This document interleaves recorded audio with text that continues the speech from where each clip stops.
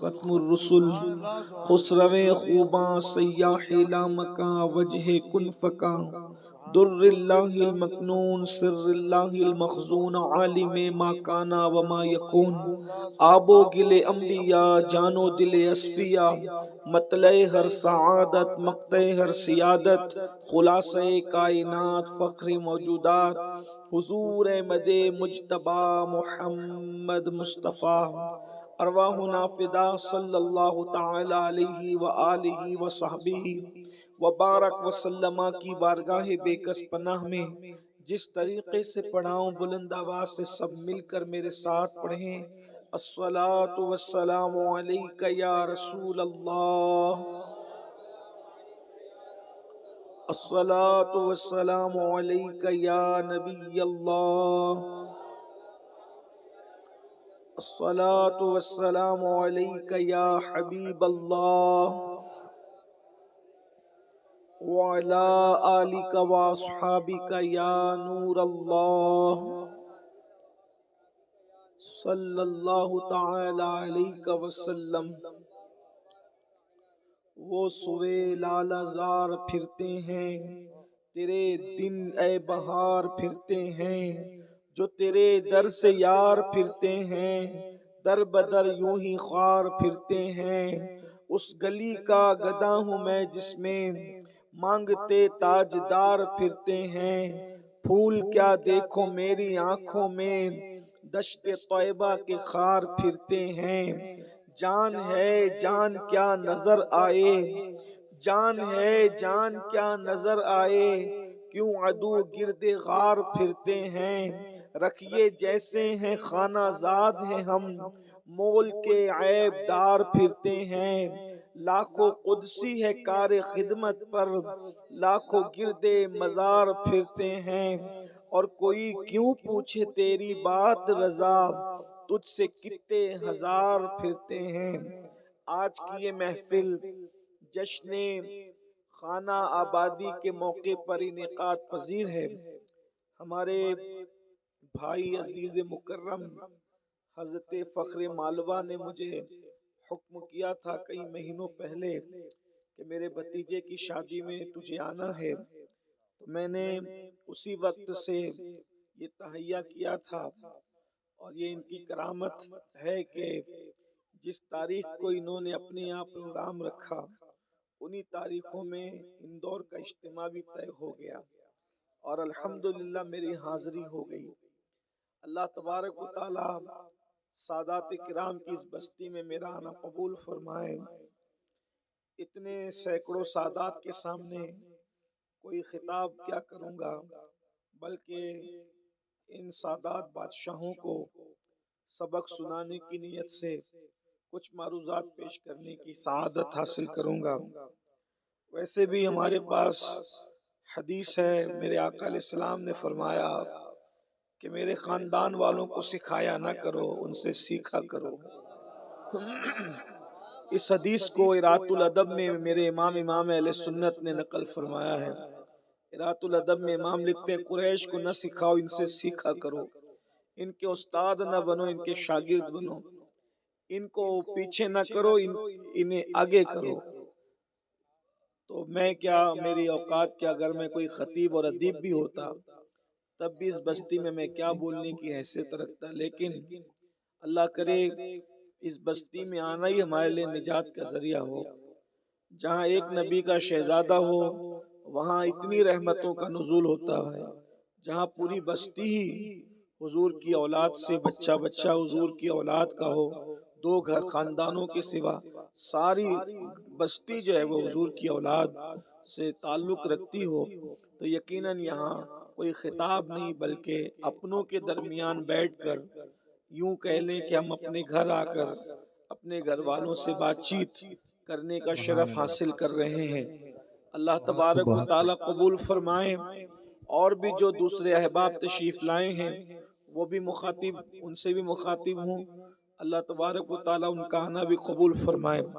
دیر تک کوئی گفتگو موسم کی وجہ سے نہیں، جتنا آپ کا ذوق سلامت، میں نے چونکہ یہ جشن غریب نواز کی طرف اس کو منسوب کیا گیا ہے اور ساتھ ہی ساتھ شادی کا موقع بھی ہے تو کوشش کی جائے گی سارے عناوین کو سمیٹنے کی۔ شادی کا موقع ہے، میں نے وہ آیہ کریمہ پڑھی، دولہا کے والد سید فاروق صاحب کو بھی مبارکباد ہے اور دولہا میاں کو بھی مبارکباد کہ انہوں نے ڈھول دھماکہ کرنے کی بجائے حضور کے ذکر کی محفل رکھی۔ اور سچی بات تو یہی ہے کہ حضور کے فرمان پر سب کو عمل کرنا چاہیے، لیکن پہلے حضور کی آل کو عمل کرنا چاہیے۔ اس کی وجہ یہ ہے کہ اگر آل عمل کرے تو دوسرے لوگ زیادہ عمل کرنے کی کوشش کریں گے، اور ہر دور میں آل جتنا باعمل رہی ہے اتنا کوئی باعمل نہیں رہا ہے۔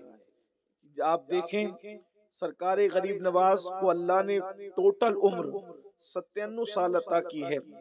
ابتدا کے 27 سال غریب نواز سوئے بھی ہیں اور عبادت بھی کی ہے، اور آخری کے مکمل 70 سال نہ دن کو سوئے ہیں نہ رات کو سوئے ہیں، راتوں دن عبادت کرتے رہے۔ اگر آپ دیکھیں چیک کریں تو کوئی عورت آپ کو ایسی نہیں ملتی جو عشاء کے بعد سجدے میں جاتی ہے اور فجر کے وقت سر اٹھاتی ہے۔ اگر ایسی خاتون کہیں نظر آتی ہو تو صرف حضور کی اولاد میں ہے۔ ایک پیر پر 15 سال تک کے جو قرآن پوری رات میں ختم کرتا ہے کسی خاندان میں نہیں ملے گا۔ اگر وہ کسی کے خاندان میں ملے گا تو شیخ عبد القادر جیلانی کی شکل میں رسول اللہ کے خاندان میں ملے گا۔ اسی طریقے سے عشاء کے وضو سے 40 سال تک جس نے ہر روز معمول تھا کہ عشاء میں وضو کرتے اور اسی عشاء کے وضو سے فجر کی نماز پڑھتے، آپ کو یہ کسی خاندان میں نہیں ملے گا۔ اگر آپ کو یہ کسی خاندان میں ملے گا وہ غوث پاک کی شکل میں رسول اللہ کے خاندان میں ملے گا۔ اسی طریقے سے 14 سال کی عمر میں جس نے جام شہادت نوش کیا ہے وہ مسعود سالار غازی کسی خاندان میں نہیں ملے گا۔ اگر وہ کسی خاندان میں ملے گا تو رسول اللہ کے خاندان میں ملے گا۔ اللہ اکبر، جس نے اللہ کی خاطر تخت کو لات مار کے اللہ اکبر پنڈوا کی طرف رخ کیا ہے وہ مخدوم اشرف جہانگیر سمنانی تاغری کو سلطنت کسی خاندان میں نہیں ملے گا۔ اگر وہ کسی خاندان میں ملے گا تو رسول اللہ کے خاندان میں ملے گا۔ اسی طریقے سے آپ دیکھ لیں جب وہ ذکر کرتا تھا تو پرندوں کو بھی ذاکر بنا دیتا تھا۔ وہ صاحب البرکات عشقی پیمی مہریروی کسی خاندان میں نہیں ملے گا جس نے پرندوں کو ذاکر بنایا ہے۔ اگر وہ کسی خاندان میں ملے گا تو رسول اللہ کے خاندان میں ملے گا۔ اسی طرح سے دیکھ لیں اللہ اکبر امام جعفر صادق اللہ اکبر جن کی تم اولاد ہو یہ سادات، اللہ اکبر کیا سمجھتے ہو صرف 22 کے کونڈے کھا کر اور پکا کر ذمہ داری سے سبکدوش ہوتے ہو؟ اللہ اکبر اتنے بڑے عالم تھے، اتنے بڑے عالم کہ امام اعظم ابو حنیفہ جسے دنیا سراج الامہ کاشف الغمہ حضرت نعمان بن ثابت کہتی ہے، وہ امام جو داتا علی حجویری کا امام ہے، وہ امام جو غریب نواز کا امام ہے، وہ امام جو محبوب الہی کا امام ہے، وہ امام جو صابر کلیر کا امام ہے، اتنے بڑے بڑے ولیوں کا جو امام ہے جسے دنیا امام اعظم کہتی ہے، وہ اگر کسی کی جوتیاں سیدھی کرتا ہے تو اس جوتی والے کو دنیا جعفر صادق کے نام سے جانتی ہے۔ سبحان اللہ، جس کی جوتی سیدھی کرنے والا اتنا بڑا امام ہوگا وہ جوتی والے امام جعفر صادق کی عظمت و بزرگی کا عالم کیا ہوگا۔ سبحان اللہ، نعرہ اتنا بڑا عالم، اتنا بڑا عالم اگر آپ کو کہیں نظر آئے گا وہ صرف حضور کے خاندان محمد الرسول اللہ کے خاندان میں نظر آئے گا، ورنہ آپ دیکھتے چلے جائیں۔ اور پھر کوئی محراب میں قرآن پڑھتا ہے، کوئی منبر پہ قرآن پڑھتا ہے، کوئی اسٹیج پہ قرآن پڑھتا ہے، کوئی خانقاہ میں قرآن پڑھتا ہے، مگر نیزے پہ قرآن سنانے والا اگر تمہیں کہیں نظر آئے گا تو وہ میرے نبی کے خاندان میں امام حسین کی شکل میں نظر آئے گا۔ یہ خاندان مصطفیٰ کی انفرادیت ہے، اس لیے خاندان مصطفیٰ کو عمل کے اعتبار سے بھی منفرد رہنا چاہیے تاکہ لوگ آپ کو مقتدا۔ سید کا مطلب یہ نہیں ہے کہ آپ ہاتھ چوموائیں، ہاتھ تو لوگ کسی کے بھی چومتے ہیں، ہاتھ چموانا کوئی فضیلت نہیں ہے، حضور کی وفاداری ثابت کرنا یہ بڑی بات ہے، اللہ کے حکم پر عمل کرنا یہ بڑی بات ہے۔ اے سادات کرام، ایک بات مجھے یہاں یاد آئی، میں نے پہلے ہی کہا کہ کوئی تقریر نہیں ہوگی، میں تو صرف سبق سنانے آیا۔ آج کل چونکہ میں آپ ہی میں سے ہوں اس لیے، اور میں اس پہ کوئی فخر نہیں کرتا، اسی لیے مجھے حق بھی ہے، اگر آپ میرے بڑے ہیں تو چھوٹا بھائی ہوں، اور اگر چھوٹے ہیں تو آپ کا بڑا ہوں، بڑا بھائی ہوں۔ لیکن ایک بات کہتا ہوں، ہم لوگ یہ طے کر کے بیٹھے ہیں سادات کرام کہ ہم تو جنت ہی میں جائیں گے، اللہ کرے ایسا ہی ہو انشاءاللہ۔ لیکن ایک بات کہوں، اگر آپ قرآن اٹھا کر کے پڑھیں تو آپ کو پتہ چلے گا، یہاں علماء کرام اور مفتیان کرام بھی بیٹھے ہوئے ہیں، اور مجھے پتا ہے کہ یہ جو سادات بیٹھے ہیں یہ برا نہیں مانیں گے، اس لیے میں کہہ رہا ہوں یہ بات آپ کو خیال رکھنا چاہیے۔ اگر کوئی ہمارے ہاتھ نہیں چومتا ہمارا دل ناراض ہوتا ہے کہ اس نے کیوں ہاتھ نہیں چومے۔ ہاتھ چومانے والے کا کوئی فائدہ کبھی نہ ہوا ہے نہ ہو سکتا ہے، ہاتھ ہمیشہ چومنے والے کا فائدہ ہوتا ہے۔ تو ہمیں تو اس سے بے فکر ہو جانا چاہیے کون چومے گا کون نہیں چومے گا۔ تعظیم کرنے والے کا فائدہ ہوتا ہے، تعظیم کروانے والے کا کوئی فائدہ نہیں ہوتا۔ نظر دینے والے کا فائدہ ہوتا ہے، نظر لینے والے کا کوئی فائدہ نہیں ہوتا، بلکہ نظر لینے والے کو تو حساب دینا پڑے گا، ہاتھ چمانے والے کو تو حساب دینا پڑے گا، جس کی تعظیم کی جا رہی ہے اس کو حساب دینا پڑے گا۔ فیض اس کو مل رہا ہے جو چوم رہا ہے، جو تعظیم کر رہا ہے۔ بہت اوپر اٹھ کر کے ہمیں سوچنے کی ضرورت ہے سادات کو۔ قرآن اگر آپ اٹھا کر دیکھیں تو آپ کو قرآن سے پتہ چلے گا کہ اور پبلک گناہ کرتی ہے تو انہیں ایک عذاب ہوگا، لیکن اگر نبی کے خاندان کے کسی فرد سے گناہ ہوتا ہے تو قرآن کہتا ہے اللہ ان کو ڈبل عذاب دے گا۔ یہ ازواج مصطفیٰ کے باب میں قرآن میں آیت نازل ہوئی ہے، اور چونکہ ازواج بھی اہل بیت ہے، بلکہ اولین جو گھر والی ہونے کا شرف جن کو حاصل ہے وہ تو رسول اللہ کی ازواج ہے۔ تو آپ غور فرمائیں، کیا ہمیں اس بات پہ ڈر نہیں لگ، مجھے یہ اس سے کوئی پرابلم نہیں ہے کہ کلپ لوگ کاٹ کر چلائیں گے اور اس پہ کیا وبال کریں گے، میں اس سے بے فکر ہوں۔ میں صرف اپنے دل کا درد آپ کے سامنے رکھنا چاہتا ہوں، اور یہ بات آپ کو کہنا چاہتا ہوں کہ اگر سید کوئی غلطی کرے تو اگر اللہ پکڑ کر لے تو اللہ اس کو اوروں سے ڈبل عذاب عطا کرے گا۔ اب سید ہو کر اگر نماز نہیں پڑھتے ہو تو اس کا مطلب یہ ہے کہ بے نمازی جو قیامت میں پٹے گا اس کا ڈبل اللہ نہ کرے اگر پکڑ ہو گئی تو ہم لوگوں کو ہوگی۔ اگر گالی دینے پر کوئی امتی پٹے گا تو اگر ہم نے گالی دے دی تو ہمیں ڈبل پکڑ ہوگی۔ کیوں؟ اس لیے کہ لوگوں کا رسول اللہ سے ایک رشتہ ہے کہ وہ صرف امتی ہے، اور سادات کے حضور سے دو رشتے ہیں کہ وہ امتی بھی ہے اور حضور کی اولاد بھی ہے۔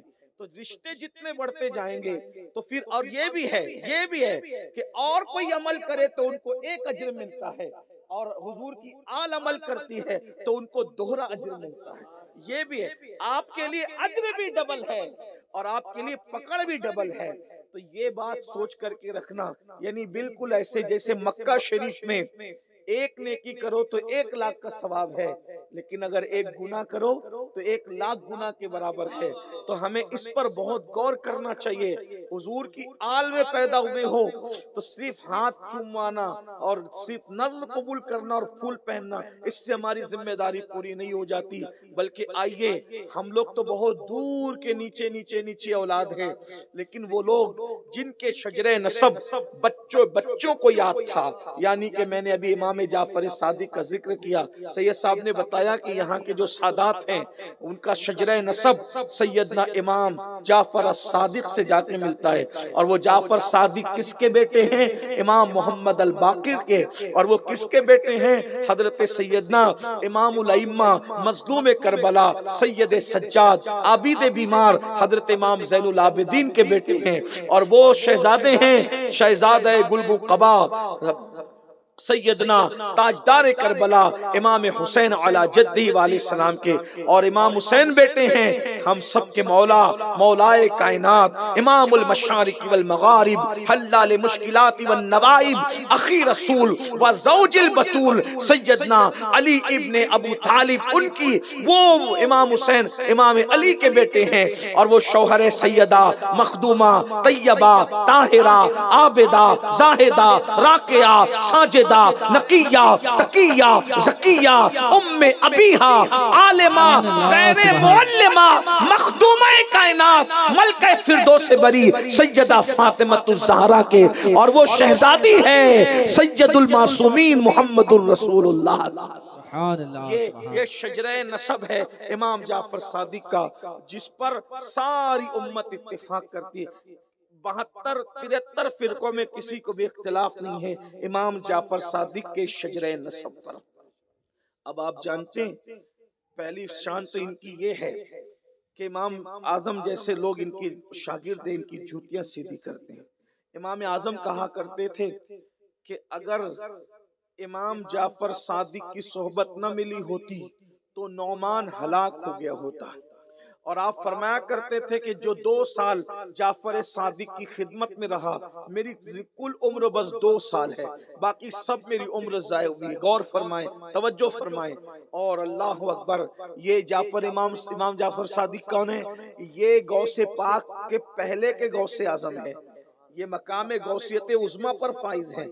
جو غوثیت کے منصب ہیں ان میں سے اپنے دور میں وہ غوث پاک کے منصب پہ بلکہ غوثیت کبریٰ کے منصب پہ فائز ہوئے، جس کو اجابت الغوث میں علامہ سید محمد امین ابن عابدین شامی نے، صاحب شامی اجابت الغوث میں لکھتے ہیں کہ یہ سب لوگ غوثیت کبریٰ کے منصب پہ فائز تھے۔ آپ غور کریں، جو غوث اعظم سے پہلے غوث اعظم ہو اس کی شان کیا ہوگی؟ ارے جب ان کے بیٹوں میں جو غوث اعظم شیخ عبد القادر جیلانی ہوئے، ان کی شان یہ ہے سارے اقطاب جہاں کرتے ہیں کعبے کا طواف، کعبہ کرتا ہے طواف در والا تیرا، قسم دے دے کے کھلاتا ہے پلاتا ہے تجھے پیارا اللہ تیرا چاہنے والا تیرا، اور جو ولی قبل تھے یا بعد ہوئے یا ہوں گے سب ادب رکھتے ہیں دل میں میرے آقا تیرا، اور واہ کیا مرتبہ ہے غوث ہے بالا تیرا، اونچے اونچوں کے سروں سے قدم آلا تیرا، سر بھلا کیا کوئی جانے کے ہے کیسا تیرا، اولیاء ملتے ہیں آنکھیں وہ ہے تلوا تیرا، اور شکر کے جوش میں جو ہیں وہ تجھے کیا جانے، خضر کے ہور سے پوچھے کوئی رتبہ تیرا۔ یہ شان ہے غوث اعظم کی۔ ان سے پہلے جو غوث اعظم امام جعفر صادق، ان کی شان کیا ہوگی؟ روزانہ رات کو 700 سے 1000 رکعت نفل نماز ادا کرتے تھے حضرت امام جعفر صادق رضی اللہ تعالیٰ۔ اتنی بڑی ہستی ہے امام جعفر۔ اب سنو، جو بڑا ہوتا ہے وہ بہت جھکتا ہے، پھلدار ٹہنی ہمیشہ جھکی ہوتی ہے۔ امام جعفر صادق رضی اللہ تعالیٰ جب لوگ آپ سے مصافحہ کرنے آتے ہیں تو امام جعفر صادق مصافحہ کرنے والوں کا ہاتھ پکڑتے۔ میں جہاں سے پڑھ رہا ہوں اس روایت کو داتا علی حجویری نے لکھا ہے، میں جہاں کہ امام جعفر صادق سے جب کوئی مصافحہ کرنے آتا مرید کا چاہنے والے کا ہاتھ پکڑتے اور پکڑ کر کہتے مجھ سے وعدہ کر، اگر قیامت میں اللہ نے تیری بخشش کر دی تو تو میری سفارش کرے گا، تم میری سفارش کرنا کہ اللہ مجھے بخش دے، اور اس کے بعد پھر وہ اس سے کہتے اور اگر انشاءاللہ اگر اللہ نے میری بخشش کر دی تو میں تیری سفارش کروں گا۔ اب آپ مجھے بتائیں، امام جعفر صادق اپنے مریدوں سے، اپنے چاہنے والوں سے، اپنے ماننے والوں سے کہا کرتے تھے اگر تیری سفارش، اگر تیری بخشش ہو گئی تو تم میری سفارش کرنا۔ تو لوگ کیا کہتے تھے پتہ، یہ کہنا ہی تھا لوگوں کو حضرت آپ تو سید ہیں، آپ کے نانا شافع یوم النشور ہے، آپ تو آل رسول ہے، آپ کے نانا تو شفیع المذنبین ہے۔ تو امام جعفر صادق رو کر کہتے تھے یہی تو رونا ہے کہ ہم سید ہیں، یہی تو رونا ہے کہ ہم سید ہیں، قیامت کے دن ہم اپنے نانا کو منہ کیا دکھائیں گے؟ اے سیدو ذرا سوچو تو صحیح، 700 رکعت نفل نماز پڑھنے والا سید، 1000 رکعت نفل نماز پڑھنے والا سید، غوث اعظم سے پہلے مقام غوثیت پہ فائز سید، یہ کہہ رہا ہے کہ اپنے نانا کو منہ کیا دکھاؤں گا؟ اور جو پوری زندگی جمعہ کے علاوہ کوئی نماز ہی نہیں پڑھتا وہ سید اپنے نانا کو کیا منہ دکھائے گا؟ ذرا غور تو فرمائیں، جو اپنے چہرے پہ داڑھی بھی نہیں رکھتا وہ سید اپنے نانا کو کیا منہ دکھائے گا؟ اس لیے میرے بھائیوں ہمیں اللہ سے ڈرنا چاہیے، غور کرنا چاہیے، بہت آسان نہیں ہے۔ حضرت امیر خسرو نے کہا تھا بہت کٹھن ہے ڈگر پن گھٹکی، کیسے کہ بھر لاؤں مدوا سے مٹکی، آسان آسان نہیں ہے، یہ شہادت گہے الفت میں قدم رکھنا ہے۔ لوگ آسان سمجھتے ہیں مسلمان ہونا اور بہت آسان ہے، کافر کا مسلمان ہونا بہت مشکل ہے۔ مسلمان کا مسلمان ہونا، جب مسلمان ہونا اتنا مشکل ہے تو آل رسول ہونا کتنا مشکل ہوگا، ذرا غور تو فرمائیں۔ اس لیے میری گزارش ہے، اولین شریعت کی پابندی ہم لوگوں پر عائد ہوتی ہے، ہم اس میں پہلے حقدار ہیں، ہمیں پہلے اس میں آگے بڑھنا چاہیے۔ میرے آقا صلی اللہ علیہ وآلہ وسلم کے پیارے دیوانوں، تو یہ نکاح کی محفل ہے، اس کو اسی شان سے ہونا چاہیے تاکہ اگر کہیں کوئی نکاح کی محفل ہو تو لوگ مثال دیں کہ وہ سید صاحب کے گھر کیسی محفل ہوئی تھی، ہمیں بھی اسی طرح محفل سجانا ہے، ہمیں بھی اسی طرح محفل رکھنا ہے۔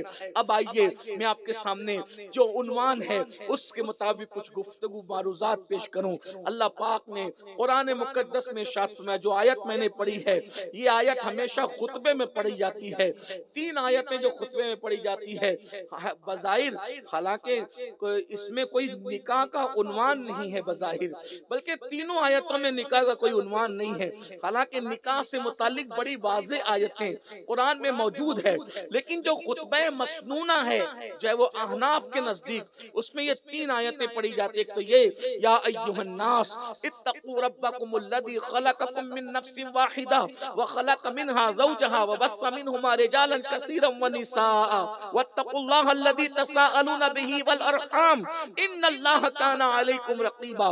دوسری آیت پڑھی جاتی ہے یا ایھا الذین آمنوا اتقوا اللہ حق تقاتہ ولا تموتن الا وانتم مسلمون۔ تیسری آیت پڑھی جاتی ہے یا ایھا الذین آمنوا اتقوا اللہ وقولوا قولا سدیدا یصلح لکم اعمالکم ویغفر لکم ذنوبکم ومن یطع اللہ ورسولہ فقد فاز فوزا عظیما۔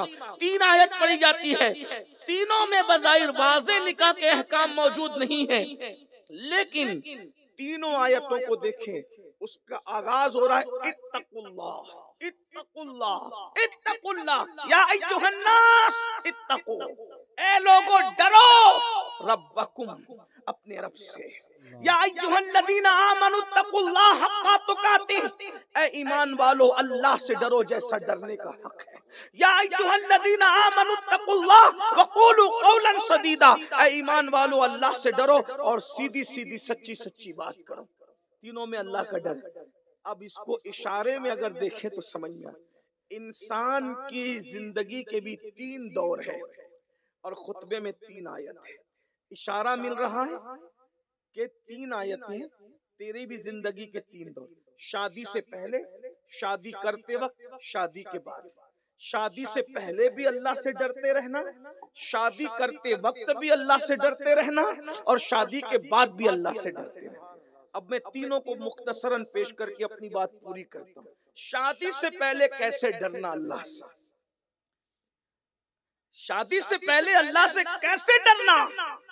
تو چونکہ شادی سے پہلے انسان لڑکا لڑکی جوان ہو جاتے ہیں، جوان ہونے کے فوراً بعد شادی نہیں ہوتی، کچھ تاخیر ہوتی ہے، پہلے ہی دن شادی نہیں ہوتی، لیکن جوان ہونے کے بعد احساسات جوان ہوتے ہیں، جذبات جوان ہوتے ہیں، طاقت جوان ہوتی ہے، قوت جوان ہوتی ہے، سوچ جوان ہوتی ہے، افکار جوان ہوتے ہیں۔ تو اب کیا اتقوا اللہ، اللہ سے ڈرنا، مطلب نکاح سے پہلے زنا مت کرنا، اللہ سے ڈرنا، نکاح سے پہلے اپنے ہاتھوں سے اپنی جوانی کو ضائع مت کرنا، اللہ سے ڈرنا، نکاح سے پہلے کسی کے ساتھ بدکاری مت کرنا، بدی مت کرنا، جیسا کہ لڑکوں کا لڑکوں کے ساتھ بدی ہے ایسا مت کرنا، اگر ایسا کیے تو کیا ہوگا، اس کو تینوں کو سن لیں۔ نمبر 1، اگر کوئی مرد کے ساتھ بدی کرے، صرف حیا کے پردے میں حکم کو واضح کر رہا ہوں، پتہ ہے کیا ہے، جانوروں میں بھی کوئی نر جانور کسی نر جانور کے ساتھ بدی نہیں کرتا سوائے سور کے۔ جانوروں میں ایک ہی جانور ہے سور، خنزیر، جو اپنے نر کے ساتھ بدی کرتا ہے، باقی اور کوئی جانور ایسا نہیں۔ اسی لیے فرمایا گیا کہ جو مرد کسی مرد کے ساتھ بدکاری کرے گا قیامت کے دن وہ سور خنزیر کی شکل میں اٹھایا جائے گا۔ حدیث پاک میں ایک مقام پر آتا ہے جب کوئی مرد کسی مرد، آج اس لیے کہ میں حیا کے پردے میں اس لیے بات رکھنا چاہتا ہوں کہ شادیوں میں تاخیر کی وجہ سے کالجز میں یہ بلا عام ہو رہی ہے، اسکولوں میں یہ بلا عام ہو رہی ہے، بلکہ ہمارے کان تک تو یہاں تک باتیں پہنچی کہ ٹیچر اور شاگرد تک اس بلا کے اندر گرفتار پائے گئے۔ یہ ساری صورتحال ہے۔ یاد رکھنا اسلام کے سوا ان گناہوں کا کسی مذہب کے پاس کوئی حل نہیں ہے، کوئی سولوشن نہیں ہے۔ اس کی وجہ یہ ہے حل صرف یہاں ہے کیونکہ یہاں خشیت ربانی، خدا کے دیکھنے کا تصور ہے، احادیث کا تسلسل ہے، رسول اللہ کی تعلیمات ہے، اور جو رسول اللہ نے حدیث بیان کر دی ہے کسی مجمع میں ہم اس کو بیان کرنے میں نہیں شرماتے۔ اس کی وجہ یہ ہے حضور سے بڑھ کر پارسا باحیا نہ کوئی تھا، نہ ہے، نہ ہو سکتا ہے۔ جب حضور نے گناہ سے بچانے کے لیے واضح حکم بیان کر دیا ہے تو ہم حضور کے غلام ہیں، ہمیں بھی واضح حکم بیان کر دینا چاہیے۔ جب لوگ گناہ کرنے میں نہیں شرماتے تو ہمیں گناہ روکنے میں کیوں شرم کرنی چاہیے؟ اللہ رسول کے حکم کو واضح کرنا ہے تاکہ لوگ بچے۔ اللہ کے رسول سرکار کائنات مصطفیٰ کریم رؤوف الرحیم صلی اللہ علیہ وآلہ وسلم فرماتے ہیں جب کوئی مرد کسی مرد کے ساتھ بدکاری کرتا ہے تو خدا کا عرش جو ہے اس پہ زلزلے آتے ہیں، آسمان جو ہے وہ گرنے کے قریب ہوتا ہے۔ یہ وہ گناہ ہے جس کی وجہ سے آسمان گرنے کے قریب ہوتا ہے۔ فقیر لکھتے ہیں ابو اللیث سمرقندی کہ جس وقت یہ بدی دنیا میں ہوتی ہے تو آسمان گرنے کے قریب ہوتا ہے تو فرشتے آسمان کے کناروں کو پکڑ لیتے ہیں، اور اللہ کا غضب اور اللہ کا جلال، اللہ اکبر، جب تک ٹھنڈا نہیں ہوتا اس وقت تک وہ قل هو اللہ شریف کی تلاوت کرتے رہتے ہیں۔ اگر وہ یہ نہ کریں تو آسمان لوگوں پہ گر پڑے، یہ حالت ہوتی ہے۔ وہ گناہ ہے میرے بھائیوں جو آج سماج میں تیزی سے بڑھ رہا ہے، اور اس کی وجہ نکاح میں تاخیر کرنا، گندی فلموں کا عام ہو جانا، عریانیت کا عام ہو جانا، گندی پکچروں کا عام ہو جانا۔ اور ایک حدیث اور سن لو پھر آگے بڑھتے ہیں۔ اللہ کے رسول علیہ الصلوۃ والتسلیم فرماتے ہیں کچھ فرشتے ایسے ہیں جن کو اللہ نے پرندوں کی شکل میں پیدا کیا ہے، پرندوں کی شکل میں۔ بدکاری کرنے والے کہیں بھی مرے، اندور میں، حسن آباد میں، حسین آباد میں، علی آباد میں، مدینہ منورہ میں، مکہ، کہیں مرے، بدکاری کرنے والا جس نے مردوں کے ساتھ بدکاری کی ہوگی، اللہ پاک نے فرشتوں کو پرندوں کی شکل میں، چونچ والے پرندوں کی شکل میں پیدا کیا، وہ جہاں مرے گا، جہاں دفن ہوگا، رات بھی نہیں گزرے گی، وہ چونچ والے فرشتے اس کو اپنے منہ میں اٹھائیں گے اور اٹھا کر لے جا کر وہاں پھینک دیں گے جہاں قوم لوط پر عذاب آیا تھا، اور وہ انہی کے ساتھ وہاں پڑا رہے گا، قیامت میں انہی کے ساتھ اٹھے گا اور اس پر لعنت برستی رہے گی۔ یہ بہت برا گناہ ہے۔ جس بستی میں یہ کام کرنے والے رہتے ہیں اللہ اس بستی پر 36 مرتبہ ایک دن میں لعنت نازل کرتا ہے۔ شادی سے پہلے گناہ سے بچنا ہے، اللہ سے ڈرنا ہے، یہ بدی ہوگی۔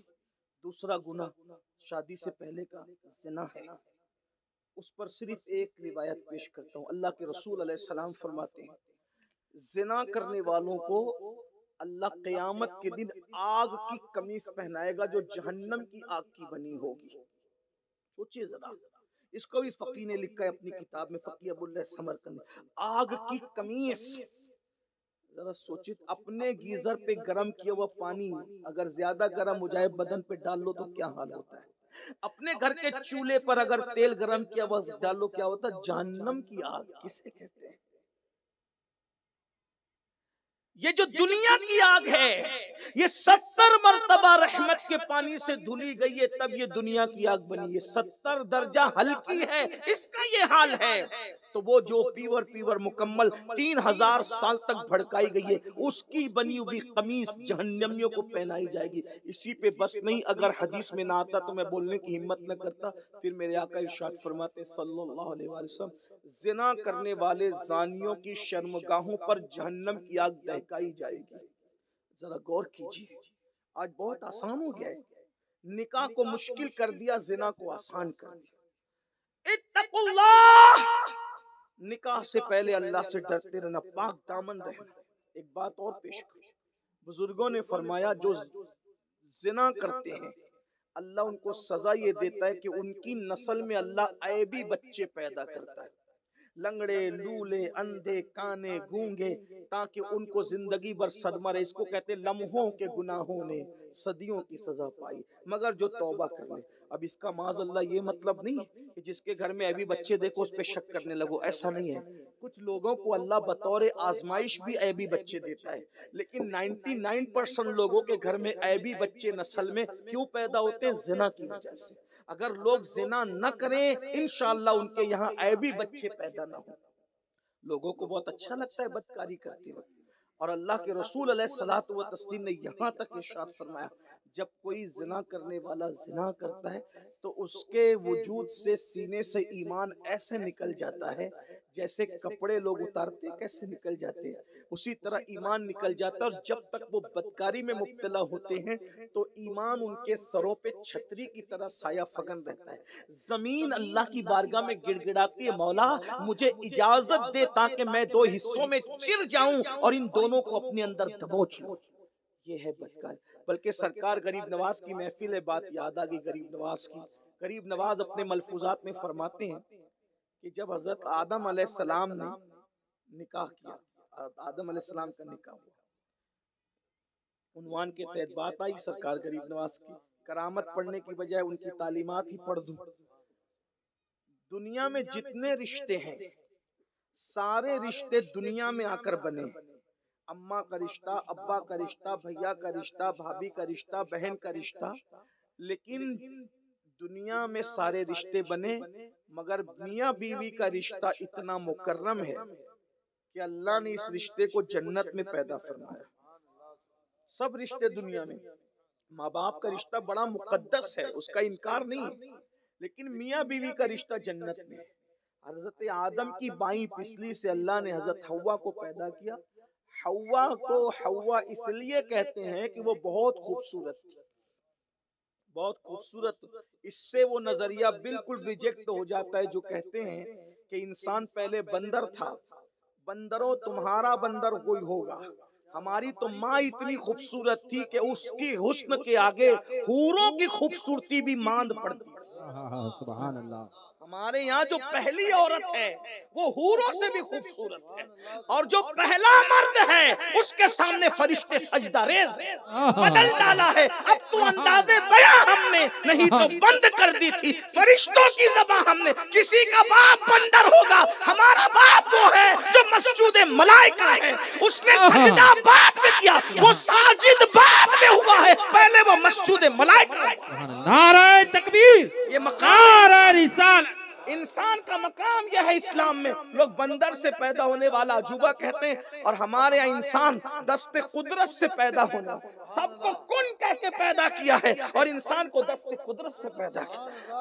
انسان کو پیدا کرنے سے پہلے اعلان کیا، کسی کی پیدائش سے پہلے اعلان نہیں ہے. صرف حضرت انسان کی یہ شان ہے کہ اس کی پیدائش سے پہلے اعلان ہے. اور کس کو کس حیثیت سے پیدا کیا وہ منتخب اور وہ اعلان نہیں ہوا، لیکن انسان کو پیدا کیا تو اپنے خلیفہ کی حیثیت سے. ہاں وجہ کیا ہے پتہ ہے؟ انسان اتنا بڑا کیوں ہے؟ انسان اتنا بڑا صرف اس لیے. اہل عقل تو بہت دماغ لگائیں گے لیکن ہم عشق کے بندے ہیں. انسان اتنا بڑا کیوں ہے؟ بس ایک وجہ ہے کہ محبوب کو شکل انسانی میں بھیجنا تھا، اسی لیے انسان کو اتنا بڑا بنایا. اس فلسفے کو حضرت بیدم شاہ وارسی نے بڑے دمدار انداز سے بیان کیا ہے. کہتے ہیں اب آدمی کچھ اور ہماری نظر میں ہے، اب آدمی کچھ اور ہماری نظر میں ہے. جب سے سنا ہے یار لباس بشر میں ہے. لوگوں نے نبی کو بشر کے لباس میں دیکھا تو 1857 کے بعد کی نو زائدہ جماعتوں نے کہا نبی چھوٹا ہو گیا. لیکن جب ہم نے نبی کو لباس بشر میں دیکھا تو ہمیں لباس بشر بڑا نظر آنے لگا.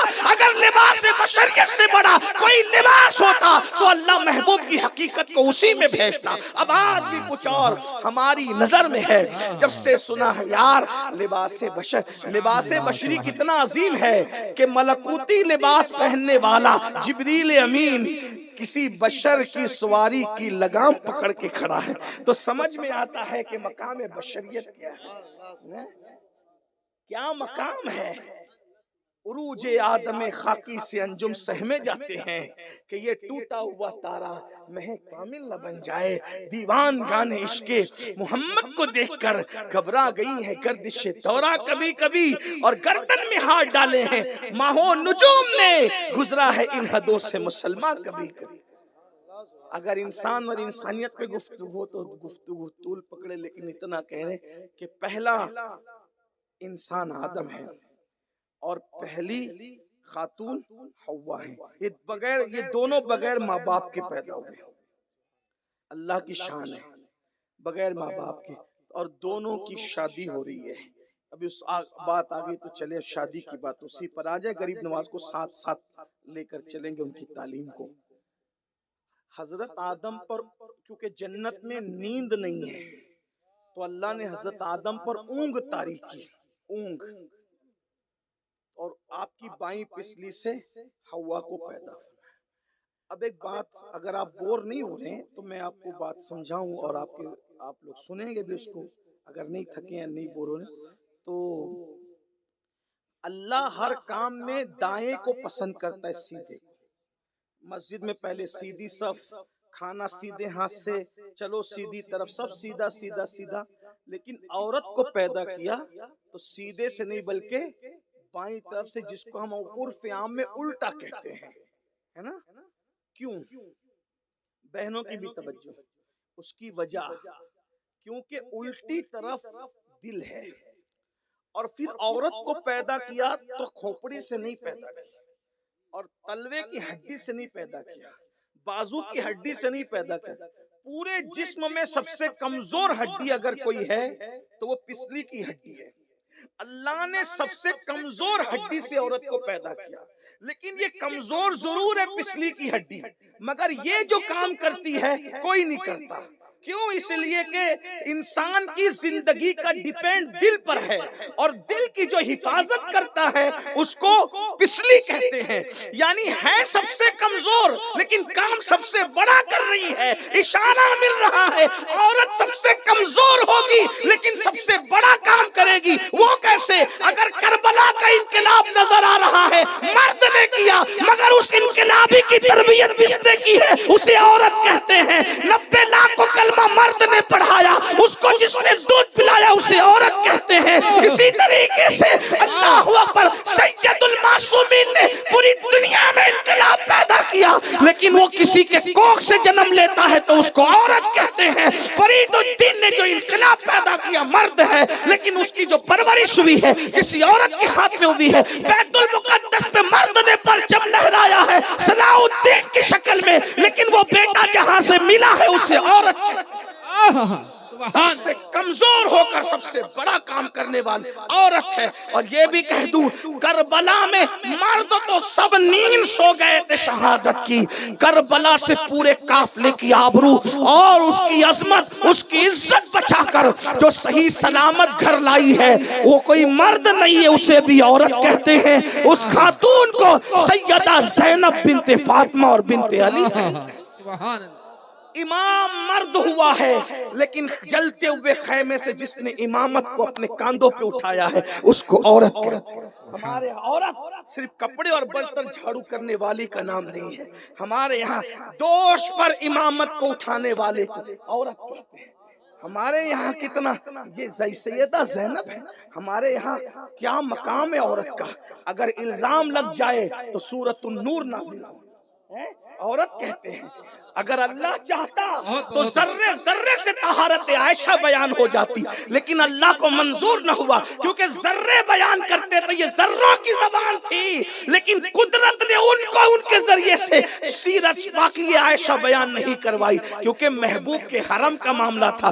قدرت کی کہ کلام نے خود ان کی طہارت بیان کی. کیوں؟ ذرے بیان کرتے تو معجزہ ہوتا, لیکن قرآن بیان کر رہا ہے تو ماننے والے بھی اور نہ ماننے والے بھی تراویح میں جب تک کہ عائشہ کی طہارت نہ پڑھیں گے اس وقت تک ختم قرآن کی سعادت حاصل. شمادل مشکات تن سینہ زجاجہ نور کا, تیری صورت کے لیے آیا ہے سورہ نور. قرآن مرد پہ نازل ہوتا ہے لیکن جس کے بستر پہ آتا ہے اسے عورت. ہمارے عورت کا مرتبہ یہ ہیں؟ پیر پھسل جائے عورت کا، پیر پھسل جائے عورت کا، عرش سے سلام آتا ہے، اس خاتون کو دنیا خدیجۃ الکبریٰ کہتی ہے۔ اگر ہرا پر پہلی اگر نہیں حقیقتاً یقینا ہرا پر پہلی آیت مرد پہ نازل ہوتی ہے، اور اس کانپتے ہوئے مرد کو جو ذمہ داریوں سے کانپ رہا ہوتا ہے، کوئی کمبل اڑانے کا شرف حاصل کرتا ہے تو اسے عورت ہے۔ اسی طریقے سے نبوت آتی ہے مرد پر، لیکن سب سے پہلے پوری کائنات میں جو اس کی تصدیق کرتا ہے اسی کو عورت کہتے ہیں۔ ترتیب تو یہ ہے، مردوں میں صدیق اکبر، بچوں میں مولا علی، عورتوں میں خدیجۃ الکبریٰ، لیکن مطلقاً اگر دیکھا جائے، مطلقاً اگر دیکھا جائے تو بہرحال پہلے تصدیق کرنے والی خاتون ہے۔ اگر وقت آگے رہا تو میں سیدہ خدیجہ کا کردار بھی پڑھوں گا، آپ کا ذوق سلامت رہا۔ میں سادات میں پڑھ رہا ہوں، اور سادات کتنے ہی دور ہو جائیں رشتے کے اعتبار سے، جذبہ حیدر کرار کبھی سرد نہیں پڑتا۔ ہاں تو بات دور نہیں نکلے، میں جلدی جلدی سے قریب آتا ہوں۔ بہرحال بائی پسلی سے حضرت آدم کی حوا کو پیدا کیا، اس کا مطلب یہ ہے نوجوانوں سے خاص مخاطب ہوں، عورت نہ پیر کی جوتی کا نام ہے نہ سر کے تاج کا نام۔ جو لڑکے سر کا تاج بنا کے غلامی کرتے ہیں وہ بھی سچائی پر نہیں، اور جو لڑکے پیر کی جوتی سمجھ کے طلاق دینے کی بات کرتے، مار ٹھوک کرتے، وہ بھی سچائی پر نہیں ہے۔ نہ وہ پیر کی جوتی ہے نہ سر کا تاج ہے، وہ پسلی سے پیدا ہوئی ہے، دل کے سب سے قریب جو پسلی تھی اس سے پیدا ہوئی ہے۔ مطلب بیوی دل میں رکھنے کی چیز ہے، سب سے قریب بیوی وہاں تک جاتی ہے جہاں تک کوئی نہیں جاتا، یہ بیوی ہے، بیوی کا مرد۔ آدم علیہ السلام نے جب اون ختم ہوئی تو دیکھا اتنی خوبصورت ایک خاتون ہے۔ آدم علیہ السلام مرد کی، آدم علیہ السلام کے لیے نہیں کہہ رہا ہوں، ایک جنرل بات کر رہا ہوں، مرد کی سب سے بڑی کمزوری عورت ہے۔ مرد جہاں عورت کو دیکھتا ہے پھسلتا ہے، فطرت ہے اس کی، اس لیے کہ وہ مرد ہے۔ پھسلنے کی وجہ یہ ہے کہ وہ مرد ہے، اور عورت بڑی خوبصورت ہوتی ہے، مرد کی کمزوری عورت ہے۔ اللہ اکبر، یہ بات ادھر ہی رکھیے، ادھر مت ملائیے گا، صرف سمجھانے کے لیے۔ آدم علیہ السلام نے خوبصورت حوا کو دیکھا، ہماری امی جان کو، ہم سب کی امی جان کو، تو حوا کو دیکھ کر ان کی طرف بڑھے۔ ماحول کون سا؟ جنت کا۔ انسان کون؟ مسجود ملائکہ، معصوم، نبیوں کا باپ، صحابیوں کا باپ، ولیوں کا باپ، اللہ کا خلیفہ، جنت کا ماحول۔ جنت کیا؟ الا قیلا سلاما سلاما، جنت میں کوئی آوارگی نہیں، کوئی گندی فلم نہیں، گندی سوچ نہیں، گندی فکر نہیں، لڑائی نہیں، جھگڑا نہیں، کچھ نہیں، الا قیلا سلاما سلام، سلامتی ہی سلامتی ہے۔ معصوم محفوظ کو دیکھتا ہے نکاح سے پہلے اور اس کی طرف چلتا ہے، قدرت کہتی رکو نہ جاؤ، ابھی نہیں جانا، میرے لیے پیدا کی، میری پسلی سے پیدا کیا، جنت کا ماحول کیوں نہیں جانا؟ آدم ابھی نکاح نہیں ہوا، نکاح سے پہلے نہیں جانا۔ کیا پتا چلا؟ پہلے دن جنت کا ماحول ہو، معصوم آدم ہو، محفوظ حوا ہو، شادی سے پہلے اگر بات چیت کرنا چاہے اللہ منع کرتا ہے۔ جب شادی سے پہلے اللہ نے منع کر دیا تو منگنی کے بعد بائک پہ لے کر گھومنے کی اجازت تمہیں کس نے؟ جی بہت خوب حضرت۔ جنت کے ماحول میں معصوم کو محفوظ سے منع کیا، اور یہاں فاسق، فاجر، گنہگار جنہیں نہ غسل یاد ہے نہ وضو یاد ہے، اپنی بیٹی کے ہاتھ میں فون تھما کے کہتے ہیں اپنے منگیتر سے بات کر، تیرا ہی تو منگیتر ہے، کل ہی تو تیرا ہونا ہے۔ ارے کل ہی تیرا ہونا ہے، لیکن حضرت آدم سے کیا سبق ملا؟ یہ واقعات کس سے کہانی کے لیے؟ منگنی فیل ہو رہی ہے، ہنسنے کی بات نہیں، کسی کے دل کا درد ہے، منگنیاں پھیل ہو رہی ہے، 1-2 سال منگنی رکتی ہے پھر منگنی ٹوٹ جاتی ہے، وجہ اس لیے کہ منگنی کے بعد وہ سب کچھ ہو گیا جو شادی کے بعد ہوتا ہے۔ پھر لڑکا کہتا ہے مجھے وہ پسند نہیں، سب تو اس کا لوٹ لیا، اس کا پورا شباب چوس لیا، پسند نہیں ہے تو اب اس کو کون کرے گا؟ جو اپنے منگیتر کے ساتھ بائک پہ گھوم چکی، پورا محلہ دیکھ چکا، جہان دیکھ چکا، اب منگنی ٹوٹنے کے بعد اس کو کون کرے گا؟ یہ تباہیاں ہو رہی ہے۔ جب اسلام کی تعلیم کو پیٹ کے پیچھے ڈالو گے تب تباہی آئے گی۔ شریف گھرانوں کی بیٹیاں منگنی کے بعد بات نہیں کرتی، ہم نے تو اپنے بچپن میں دیکھا، کہ اگر بازو کی گلی میں رشتہ طے ہوا، منگنی ہو گئی، گلی چھوڑ دی، ہم نے اپنے بچپن میں دیکھا۔ لیکن آج تو عجیب لڑکوں کا لڑکیوں کا حال ہے، اور بھابیاں ٹرین کر رہی ہے، بڑی بہنیں ٹرین کر رہی ہے۔ معاف کرنا اگر میں غلط جی نہیں جی کہہ رہا جی ہوں، ہم فیلڈ کے لوگ ہیں، جی فیلڈ کی بات کرتے ہیں، ہم یہ نہیں کہ بھئی لوہے محفوظ کی بات کریں۔ ہمارے ایک بزرگ کہتے ہیں پیر کا تلوا نہیں دکھتا، لوہے محفوظ کی بات کرنے چلے ہو۔ تو میں ابھی نیچے کی بات کر رہا ہوں، ہمارے گراؤنڈ لیول کی بات کر رہا ہوں، گراؤنڈ ریئلٹی آپ کے سامنے حقائق زمین کے پیش کر رہا ہوں، توجہ کریں ذرا۔ یہ جو مائیں بھی کم نصیب مائیں اپنی بیٹیوں کو ٹرین کرتی ہے، آئے نا فون بات کر لے، کیا ہوتا ہے؟ یہ ملا لوگ کو کیا سمجھتا ہے؟ یہ ملا کا تعلق اللہ سے سب سے قریبی ہے، سبحان اس لیے کہ سب نے بندوں کی کتاب پڑھی ہے۔ جس کو چڑھانے کے لیے ملا کہتے ہو، اس نے اللہ کی کتاب پڑھی ہے۔ سبحان اللہ سبحان آپ کیا سمجھتے ہیں؟ تمہاری نظر کبھی نہیں جا سکتی وہاں تک، اللہ کی کتاب پڑھنے والے کی نظر جہاں جاتی ہے۔ اس لیے میری گزارش ہے، اگر اپنی بیٹیوں کو شادی کے بعد سکھی دیکھنا ہے تو منگنی کے بعد منگیتر سے فری مت ہونے دو۔ ہمارے یہاں شریعت کا حکم ہے، مفتی صاحبان بیٹھے ہوئے، سید صاحب مفتی صاحب بھی اور بھی دیگر مفتیان کرام علماء موجود ہیں۔ منگنی ہونے سے لڑکا اس کا شوہر نہیں ہو جاتا، بلکہ منگنی تو دور رہ گئی، ابھی یہ منڈپ لگ گیا، شادی کی تیاری ہو گئی، سب آ گئے۔ یہ سید صاحب بیٹھے، حافظ صاحب، سید صاحب، ابھی بھی ان کی منگیتر ان کی بیوی نہیں ہوئی۔ بارات آ گئی، قاضی آ گیا، مٹھائی آ گئی، خطبہ بھی پڑھ لیا گیا، کلمے بھی پڑھا دیے گئے۔ جب تک ایجاب اور قبول کا مرحلہ نہیں ہوتا، واہ واہ دونوں ایک دوسرے کے ساتھ ایسے ہی اجنبی ہے جیسے عام لڑکا لڑکی اجنبی ہے۔ منڈپ اور کھانے پینے سے کچھ نہیں ہوتا، سہرے سے بھی کچھ نہیں ہوتا، خطبہ بھی پڑھنے کے بعد وہ بیوی نہیں ہوتی جب تک ایجاب و قبول نہ ہو جائے۔ آپ کیا سمجھ، یہ اسلام کی نزاکتیں ہیں۔ اور یاد رکھنا، شادی سے پہلے کی محبت محبت نہیں، یہ شیطنت ہے، اور شادی کے بعد کی محبت یہ رحمان کی طرف سے نازل کی ہوئی محبت ہے۔ سبحان اللہ شیطانی محبت جذباتی ہوتی ہے، بعد میں یہ توڑ دیتی ہے، شکوک و شبہات پیدا کرتی ہے، اور رحمانی محبت جب پیدا ہوتی ہے تو زندگی بھر قائم رہتی ہے۔ اسی لیے دیکھو، جس منگنی کے بعد بات چیت نہیں ہوتی تھی، دادا دادی کو دیکھ لو، بڈھا بڈھے ہو گئے لیکن ایک دوسرے کے بغیر رہ نہیں پاتے۔ یہ محبت کس کی ہے؟ دادا دادی میں ہم نے دیکھا اپنے، ہم تو معاشرے کے لوگ ہیں، الحمدللہ خاندان دادا دادی رکھتے تھے، اور بہت عمر بھر تک دیکھا ان کو، بال سفید ہو گئے، ایک دوسرے کا سہارا لے کے چلتے تھے، ساتھ نہیں چھوڑا۔ ہمارا مذہب بیوی کو چھوڑ کے بھاگنے والا نہیں ہے۔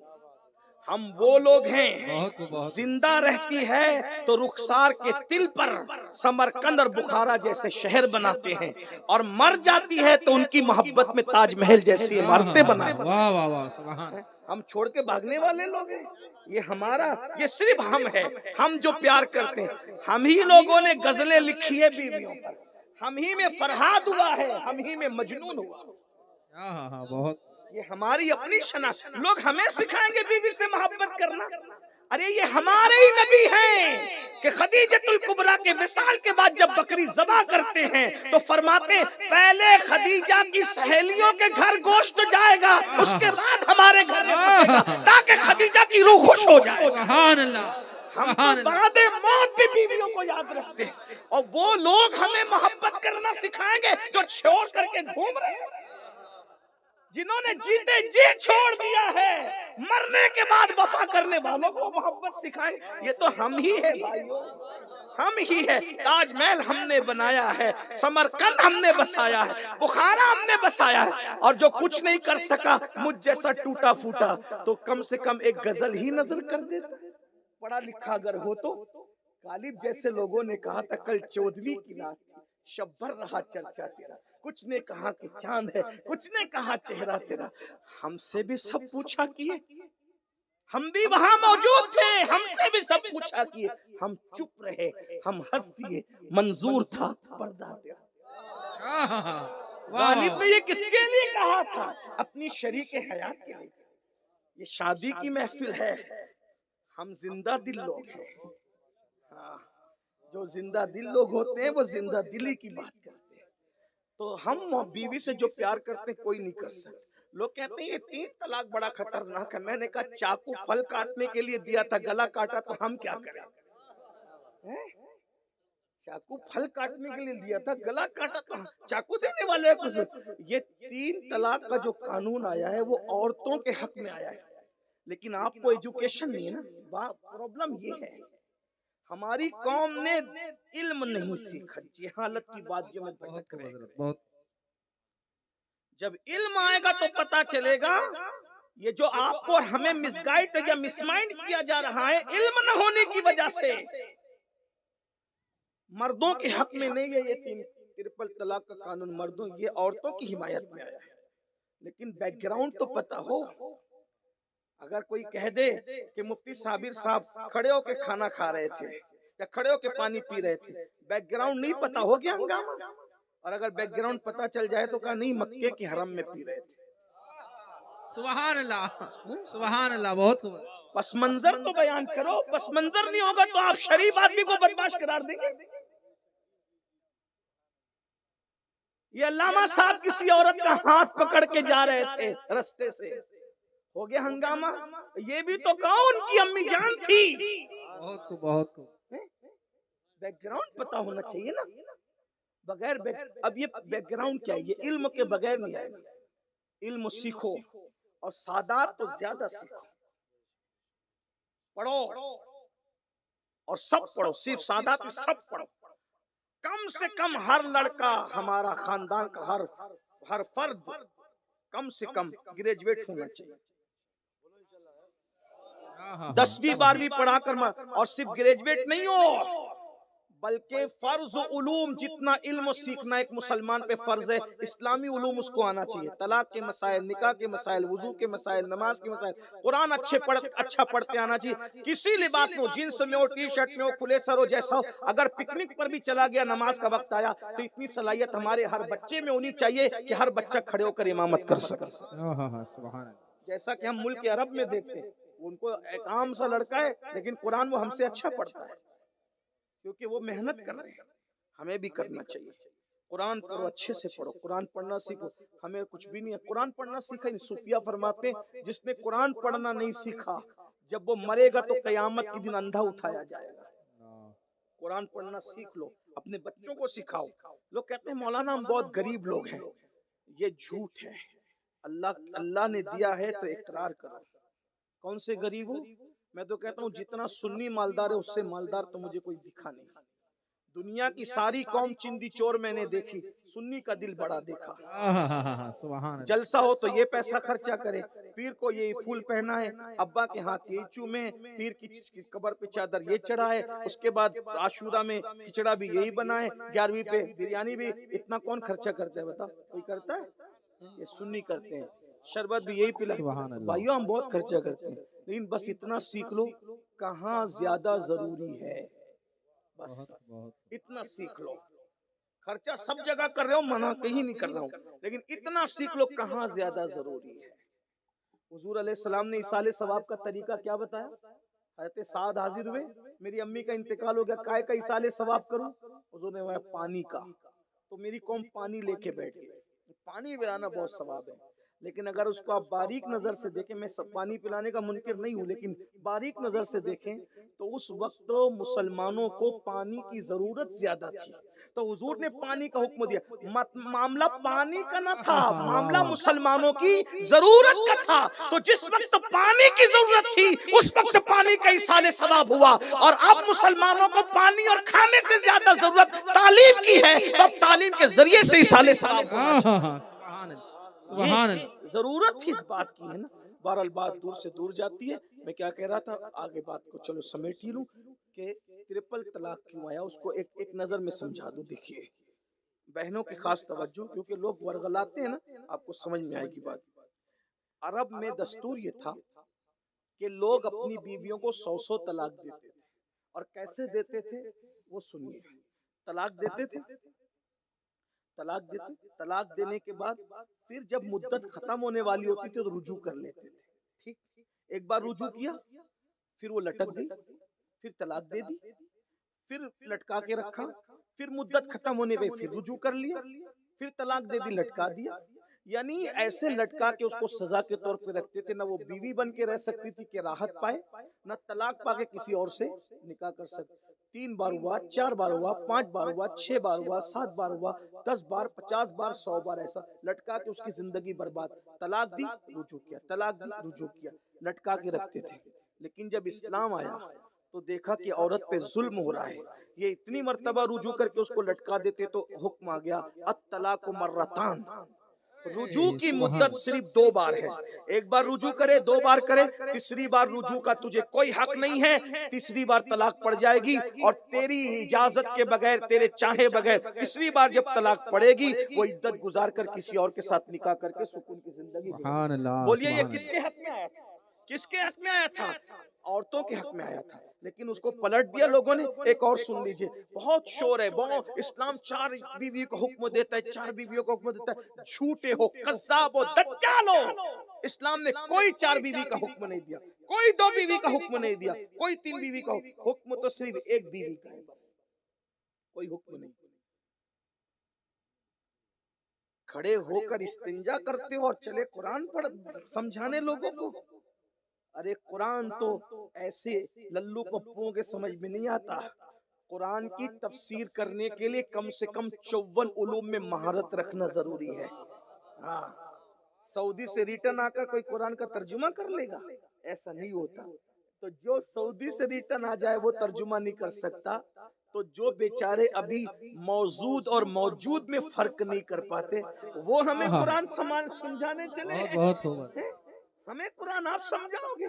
ہم آپ کے محتاج، ہمارے پاس 1450 سالہ ذخیرہ ہے۔ پہلی بات میرے نوجوانوں اور بہنوں سے بھی کہتا ہوں، ہمارے یہاں کوئی دوسری، تیسری، چوتھی بیوی کا حکم نہیں ہے، حکم کوئی نہیں ہے، ہمارے یہاں اجازت ہے۔ اور اجازت بھی کس شان سے ذرا سنو۔ پہلے لوگ، یہ بھی عورتوں کے حق میں ہے، 4 بیویوں کی اجازت بھی عورتوں کے حق میں، وہ کیسے سنو۔ پہلے کسی کی 100 بیوی ہوتی تھی، 300 بیوی ہوتی تھی، 500 بیوی ہوتی تھی، اتنی بیویاں ہوتی تھی، 500، 900 بھی ہے کسی کی۔ وقت ہوتا تو میں سب کے نام پڑھتا، لیکن نہیں، اپنوں میں بھی ہے 500، اور جو ہمیں منہ چڑھاتے ہیں نا ان منہ چڑوں میں بھی 900 ہے۔ ہاں، اتنی تھی، اسلام آیا نہیں اتنی بیویاں نہیں چلے گی، تو کیا فَانْكِحُوا مَا طَابَ لَكُم مِّنَ النِّسَاءِ، نکاح کرو ان عورتوں سے جو تمہیں پسند آئے، جو پسند آئے سب سے کرے، نہیں، ان عورتوں سے نکاح کرو جو تمہارے من کو بھائے، تمہارے دل کو بھائے، پسند آئے۔ کتنی؟ مسنا، 2، ثلاثہ، 3، وربا، 4۔ سبحان اللہ، سبحان 500 کو، 900 کو، 99 کو، 100 کو، 50 کو، 10 کو، کتنے پہ لا کے کھڑا کیا؟ 4 پہ، وہ بھی حکم نہیں، مسنا و ثلاثہ و رباع، اور آگے پھر تیور بدل گئے، فَإِنْ خِفْتُمْ أَلَّا تَعْدِلُوا فَوَاحِدَةً، اگر ان میں انصاف کر سکتے ہو تو اتنی کرنا، ورنہ ایک ہی کرنے کا تمہیں حکم دیا جائے۔ سبحان اللہ، سبحان اللہ۔ اب بتاؤ یہ عورتوں کے مفاد میں ہے یا عورتوں کی مخالفت میں؟ 500 کو 4 پر قید کیا، 4 میں بھی لا کر کے یہاں روکا کہ انصاف کر سکتے ہو، انصاف چھوڑ کے بھاگنے والا میٹر ہی نہیں، انصاف۔ کیسا انصاف؟ اس کے پاس جتنا رکو گے اس کے پاس بھی اتنا ہی رکنا، جو قیمت کا لباس اس کا وہی قیمت کا لباس اس کا، جیسا قیمت کا گھر اس کا ویسا قیمت کا گھر اس کا۔ حتیٰ کہ آپ کو بتاؤں حضور نے انصاف کر دکھایا، سب کے گھر ایک دن رکتے تھے، لیکن جب اتنے بیمار ہوئے مرض الوصال میں کہ بظاہر چلنا، حضور علیہ السلام کی طبیعت پہ بار پڑنے لگا، 2 لوگوں کے کندھے پہ ہاتھ رکھ کے چلتے تھے، اب بھی سب کے گھر باری باری جاتے تھے۔ لیکن جب پھر یہ ہوا کہ اب کسی کے گھر نہیں جانا تو سب کو جمع کیا، اور مختار کل نے اپنی بیویوں سے کہا اگر تم اجازت دو، جس کے گھر میں اجازت لے کے جبریل آتا ہو، واہ واہ واہ سبحان اللہ. جس کے پاس سے اجازت لے کے بدر میں جبریل اپنے گھر جاتا ہو. وہ قاضی ثناء اللہ پانی پتی کی جو روایت ہے، جب جبریل بے اجازت کے بغیر بدر سے جانے لگے تو اللہ نے پوچھا محبوب سے اجازت لے کے آ رہے ہو کہ بغیر اجازت کے؟ تو جبریل نے کہا اب اجازت نہیں لیا، تو کہا واپس جاؤ، جب تک میرا حبیب اجازت نہ دے تم بغیر اجازت کے آ نہیں سکتے. جس کی اجازت کے بغیر جبریل سدرا نہ جا سکے. غور کریں، وہ ہمیں تعلیم کے لیے ساری ازواج کو جمع کر کہتے ہیں کہ اب میری طبیعت میں علالت اتنی بڑھ گئی ہے کہ مجھے تمہارے گھر تک آنا بار پڑتا ہے، اگر تم اجازت دو تو میں عائشہ کے گھر رک جاؤں، اور اگر اجازت نہ ملے تو اجازت تو ملنی تھی، کوئی رکاوٹ نہیں تھی، لیکن امت کے لیے یہ تعلیم کہ دوسری تیسری کرنے کا شوق ہے، نبھاؤ تو ایک ہی کے ہو کر رہو گے. بہت تو کیا ہوگا؟ میرے آقا فرماتے جس کی ایک سے زائد بیویاں ہو اور انصاف نہ کرے، قیامت کے دن اس کا آدھا دھڑ اٹھے گا. آدھا دھڑ، کیونکہ اس نے انصاف نہیں کیا. انصاف کر سکتے ہو تو، اور انصاف آسان نہیں ہے میرے بھائی، انصاف آسان نہیں ہے، اور وہ بھی تمہارا اس دور کا 14ویں صدی کا انصاف نہیں، یہ اسلامی انصاف ہے، اسلامی انصاف. ہاں بہت خوبصورت. اگر انصاف تو یہ تو عورتوں کے، یہ 4 کی اجازت بھی عورتوں کے، اگر 500 کو لایا 4، بلکہ لامحدود کو 4 پہ لا کے کھڑا کیا. اور فَإِنْ خِفْتُمْ أَلَّا تَعْدِلُوا فَوَاحِدَةً پر قصہ مکمل کر دیا. بات یہ علم کی برکت ہے. یہ تو میں طالب علم ہوں تو میں نے عرض کیا، اگر بڑے علماء اس پر محققانہ گفتگو کریں تو آپ کی عقل دنگ رہ جائے گی. تو میں بات کیا عرض کر رہا تھا، حضرت آدم علیہ السلام کی بائی پسلی سے اللہ نے حوا کو پیدا کیا. جب آپ آگے بڑھے تو اللہ نے روک دیا. پھر نکاح کے بعد اب نکاح ہوا، آدم و حوا کا نکاح ہوا. پھر آدم علیہ السلام جانے لگا، پھر اللہ نے روکا. اب کیوں روکا؟ نکاح تو ہو گیا. توجہ ہے بھائی، توجہ ہے کہ نہیں ہے؟ ہاں، زبردستی آپ ہاتھ نہ اٹھائیں، توجہ تو بولنا، ورنہ بات پوری ہو گئی ہے. بولو بھائی، بات آگے بڑھے کہ نہیں بڑھے؟ ہاں، توجہ کریں. کیا ہوا؟ پہلے تو روکا، نکاح نہیں ہوا تھا. اب روکا نکاح کے بعد. اب کیوں؟ کہا پہلے مہر ادا کرو.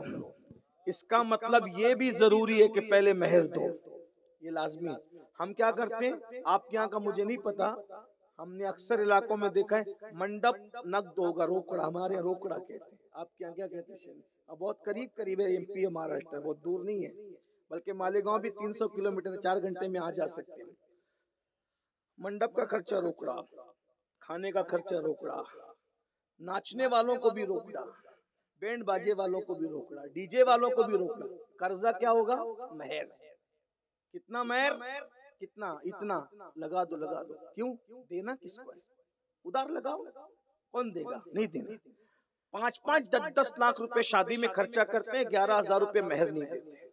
حالانکہ اللہ نے روک دیا. اب سنو، جو مہر نہیں دیتے ان کا کیا ہے. کیمیائے سعادت میں امام غزالی لکھتے ہیں کہ جو مہر نہ دینے کی نیت سے نکاح کرے اور جو قرضہ نہ دینے کی نیت سے لے، قرضہ نہ دینے والا قیامت کے دن ڈاکو کی شکل میں اٹھایا جائے گا، اور مہر نہ دینے کی نیت رکھنے والا قیامت کے دن زانی کی شکل میں اٹھایا جائے گا.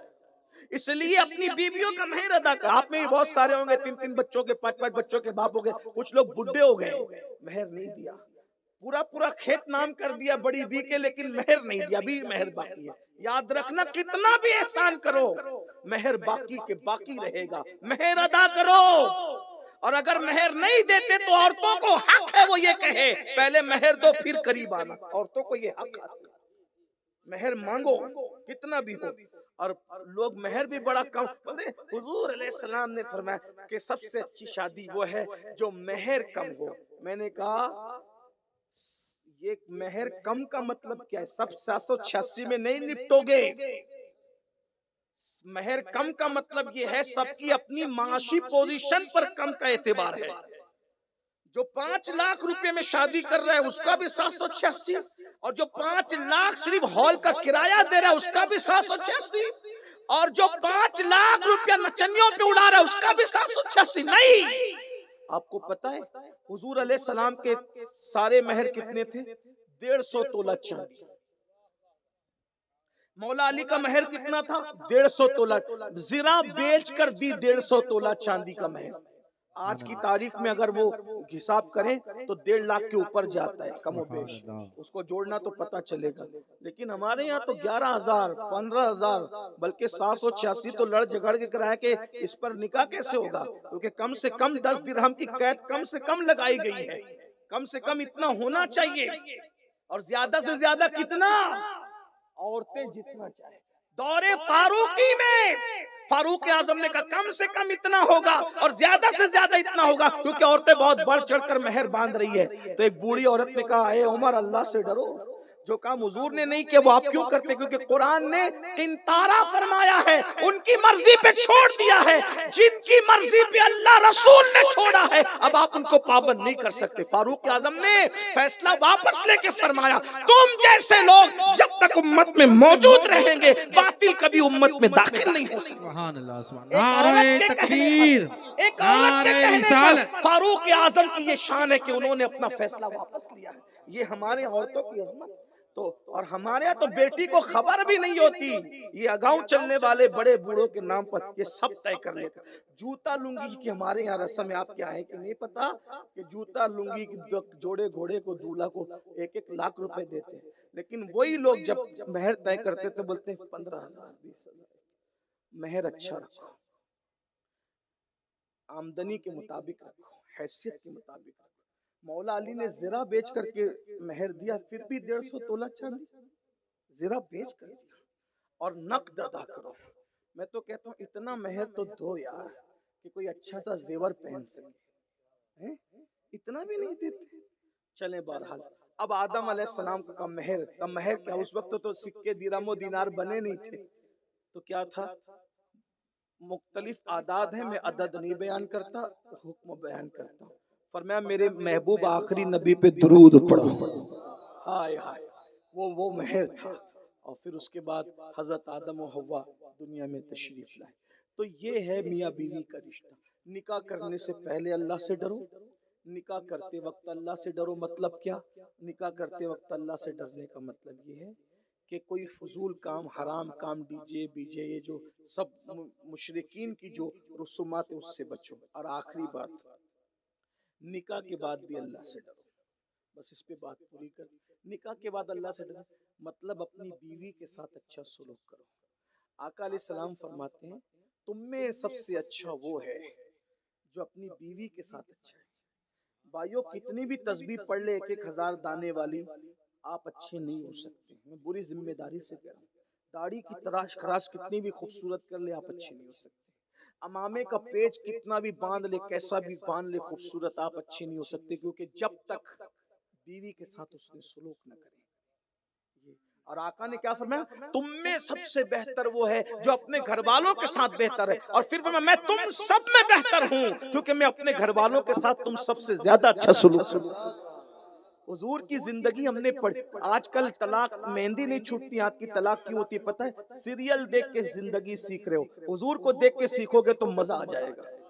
ارے آج کوئی ٹیچر، ڈاکٹر، انجینئر ہے ایسا کہ جو اپنی بیوی کے ساتھ دوڑ لگاتا ہو؟ لیکن جس کے ساتھ چلنے میں جبریل تھک جائیں، تھکے تھے روح الامی کے بازو، کہاں وہ دامن کہاں وہ پہلو، رکاب چھوٹی امید ٹوٹی، نگاہ حسرت کے ولولے تھے، جس سے جبریل برابر نہ چل سکے تھک جائیں، وہ رسول بیوی کی دل جوئی کے لیے جب سفر میں ہوتے ہیں تو لوگوں کو کہتے ہیں تم سب آگے چلو ہم پیچھے آتے ہیں، اور ام المومنین سید عائشہ سے کہتے ہیں چلو ہم دوڑ لگائیں گے۔ اور جب دوڑ لگائی جاتی ہے تو کیا ہوتا ہے پتہ ہے؟ بیوی کی دل جوئی کی خاطر وہ آقا جس کے ساتھ جبریل نہ چل سکے، صرف ان کا دل خوش کرنے کے لیے پیچھے ہو جاتے ہیں، اور ہماری ام المومنین ہماری ماں آگے نکل جاتی ہے۔ غور فرمائے، یہ دل خوش کرنا تھا۔ ایک بات یاد آئی، کیا ازدواجی زندگی گزاری حضور نے۔ آپ کتنے وی آئی پی ہو بھائی، حیثیت کیا ہے اپنی؟ گھر میں جاتے ہیں تو موچوں کو تاؤ دیتے ہیں، اٹھ کے پانی نہیں پیتے، اور اگر کوئی اچھا سلوک کرے بیوی کے ساتھ تو تانا دیتے تو بیوی کا غلام ہو گیا ہے۔ لیکن آپ کو پتہ ہے کیا ہے بیوی کیا ہے؟ حضرت موسیٰ سے فرمائش کی تھی بیوی نے، بیوی کی فرمائش پوری کرنے جا رہے ہیں، اسی راستے میں اللہ نے آپ کو نبوت عطا فرمائی۔ اور یہاں بیوی فرمائش کرے تو ناک ٹر کر بس تو تم کو تو یہی رہتا ہے وہی رہتا ہے. بھائیو اس کی فرمائش بھی پوری کرو اگر کر سکتے ہو. بڑی بات ہے. بیوی کو خوش رکھو. آقا فرماتے ہیں بیوی کی عزت صرف عزت دار اور شریف لوگ کرتے ہیں. جو بیوی کی عزت نہیں کرتا وہ کمینہ ہے. حضور نے کمینہ ہے, کمینہ ذلیل ہے وہ جو بیوی کی عزت نہیں کرتا. یہ ہے مارتے ہیں. آقا فرماتے ہیں بیوی کو مارنے والا تھوک کے چاٹنے والے کے برابر. اب اینڈ پر سن لو, ہمارے یہاں بیوی کو مار ٹھوک نہیں ہے. پیار سے سمجھاؤ. اگر بیوی منہ چلاتی ہو صبر کرو. نامردی نہیں سکھا رہا ہوں, مردانگی سکھا رہا ہوں. کیونکہ نامرد وہ ہوتے ہیں جو بیوی کو مارتے ہیں, طلاق دیتے ہیں. مرد وہ ہوتے ہیں جو کمزوروں کے لیے غصہ پی جاتے ہیں. ہاں مرد بنو. کمزوروں کو مارنا مردانگی نہیں ہے, کمزوروں کو معاف کرنا یہ مردانگی ہے. مرد کامل نے فتح مکہ کے دن کمزور شکل میں کھڑے ہونے والوں سے کہا لا تثریب علیکم, جاؤ میں نے تم سب کو معاف کر. یہ مردانگی اس کا نا. ہم تو بیوی کو مار پیٹ کر رہے ہیں. نہیں, ہمارا کام نہیں. اگر بیوی منہ چلائے تکلیف دے صبر کرو. کیا ملے گا؟ آقا فرماتے ہیں صبر ایوب کا اجر دیا جائے گا. اور بیویوں سے بھی کہتا ہوں شوہر ٹیڑھا ترچا مل جائے تو کورٹ میں کیس داخل کر کے طلاق مانگنے کی ضرورت نہیں. حتی الامکان نباہ کی کوشش کرو, صبر کرو. مردوں کے لیے تو صبر ایوب کی بشارت دی گئی, عورتوں کے لیے دو عورتوں کا ذکر کیا گیا, صبر مریم اور صبر آسیہ کا اجر عطا کیا جائے. کوئی معمولی عورتیں نہیں ہیں, جنت میں رسول اللہ کی بیوی بننے والے. ایک آخری واقعہ آ گیا شادی کی مناسبت سے, اب وہ پیش کر کے بات ختم کرتا ہوں. امام عبدالوہاب شارانی کہتے ہیں جتنے بڑے بڑے اولیاء ہوئے ہیں زیادہ تر سب کی بیویاں تھوڑی سی ٹیڑھی ترچھی ہوئی ہیں, تاکہ اللہ تعالیٰ ان کے صبر کی وجہ سے ان کو بلند مرتبے عطا کرتا ہے. آپ نے بہت بڑا نام سنا ہوگا, ہمارے بھی مرشد ہے سرکار سیدی شیخ احمد کبیر رفاعی. بہت بڑا نام ہے, اپنے وقت کے غوث تھے. جو لوگ نہیں جانتے ان کو پتا ہونا چاہیے. جب یہ رسول اللہ کے روضے پر گئے تو انہوں نے کہا السلام علیکہ یا جدی. حسینی سید تھے تو جواب آیا وعلیک السلام یا ولدی, اے میرے بیٹے تجھ پہ بھی سلام. تو کہا حضور ابھی سلام کے جواب پر بات نہیں, میں تو یہ چاہتا ہوں کہ اب آپ سے مصافحہ کروں. جب یہ عرضی لگائی تو قبر انور سے ہاتھ باہر نکلے, حضور نے مصافحہ کیا. ایسا سید, اتنا بڑا ولی, سلسلے رفاعیہ کا بانی. ان کے ایک مرید نے خواب دیکھا کہ میرے پیر صدیقیت کے مقام پر فائز ہوئے. صدیقیت کا مقام کیا ہے؟ نبوت کے بعد سب سے بڑا مرتبہ صدیقیت کا ہے. اسی لیے ہم صحابہ میں سب سے افضل جس کو مانتے ہیں اسے صدیق اکبر کہتے ہیں. مرتبہ حضرت صدیق کا یہ ہے سید, ہر فضیلت کے وہ جامع ہیں نبوت کے سوا. تو دیکھا کہ مرشد صدیقیت کے مرتبے پر فائز ہے, لیکن مرید کی ہمت نہیں ہوئی کہ اپنا خواب پیر سے بیان کرے. پہلے کے مرید بھی ایسے تھے کہ خواب بیان کرنے کی ہمت نہیں تھی, اور اب کے مرید پتہ نہیں کیا کیا کرتے ہیں. یہ حال ہے. بہرحال اب کس پہ رونا روئیں, ابھی سبھی باتیں لیں گے تو ایک محفل میں تو سب کچھ نہیں ہو سکتا, لیکن بات اینڈ کی طرف. صدیقیت کے مقام پہ مرشد فائز, مرید کی ہمت نہیں ہوئی خواب بیان کرنے کی. ایک دن مرید خانقاہ میں ملنے آئے. جب ملنے کے لیے آئے وہ پیر جس سے حضور مصافحے کے لیے ہاتھ نکالے, سلام کا جواب دے, مقام غوثیت کے فائز. غوث پاک کہتے تھے معرفت کا سمندر ہے جسے احمد کبیر رفاعی کہا جاتا ہے. جسے غوث اعظم معرفت کا سمندر کہیں, کیا ہستی ہوگی. صدیقیت کے مقام پہ فائز اللہ نے کر دیا حضرت سرکار شیخ احمد کبیر رفاعی کو. خواب بیان نہیں کر سکا. ایک دن مرید خانقاہ میں ملنے آئے تو دیکھا حضرت اکیلے کھڑے ہیں اور کوئی حضرت کو مار رہا ہے, اور مارتے مارتے اتنا آگے بڑھا کہ حضرت کو زخمی کر دیا, خون نکلنے لگا. حضرت چپ چاپ کھڑے ہیں. یہ اللہ والے, ذات کے لیے غصہ کرنا کتوں کا کام ہے, اللہ والوں کا کام نہیں. اللہ والے خلاف شرع کام پہ غصے میں آتے, اپنی ذات کے لیے وہ کبھی غصے میں نہیں آتے. حضور کی پوری سیرت اٹھا کے دیکھ لے, حضور اپنی ذات کے لیے کبھی غصے میں نہیں آئے. دیکھ لو, ہر ولی کو دیکھ لو, ذات کے لیے کبھی غصے میں نہیں. پڑھ لو ان کی زندگی, پڑھو ان کی زندگی. ہم شریعت کے لیے غصے میں نہیں آتے, ہم ذات کے لیے غصے میں آتے ہیں.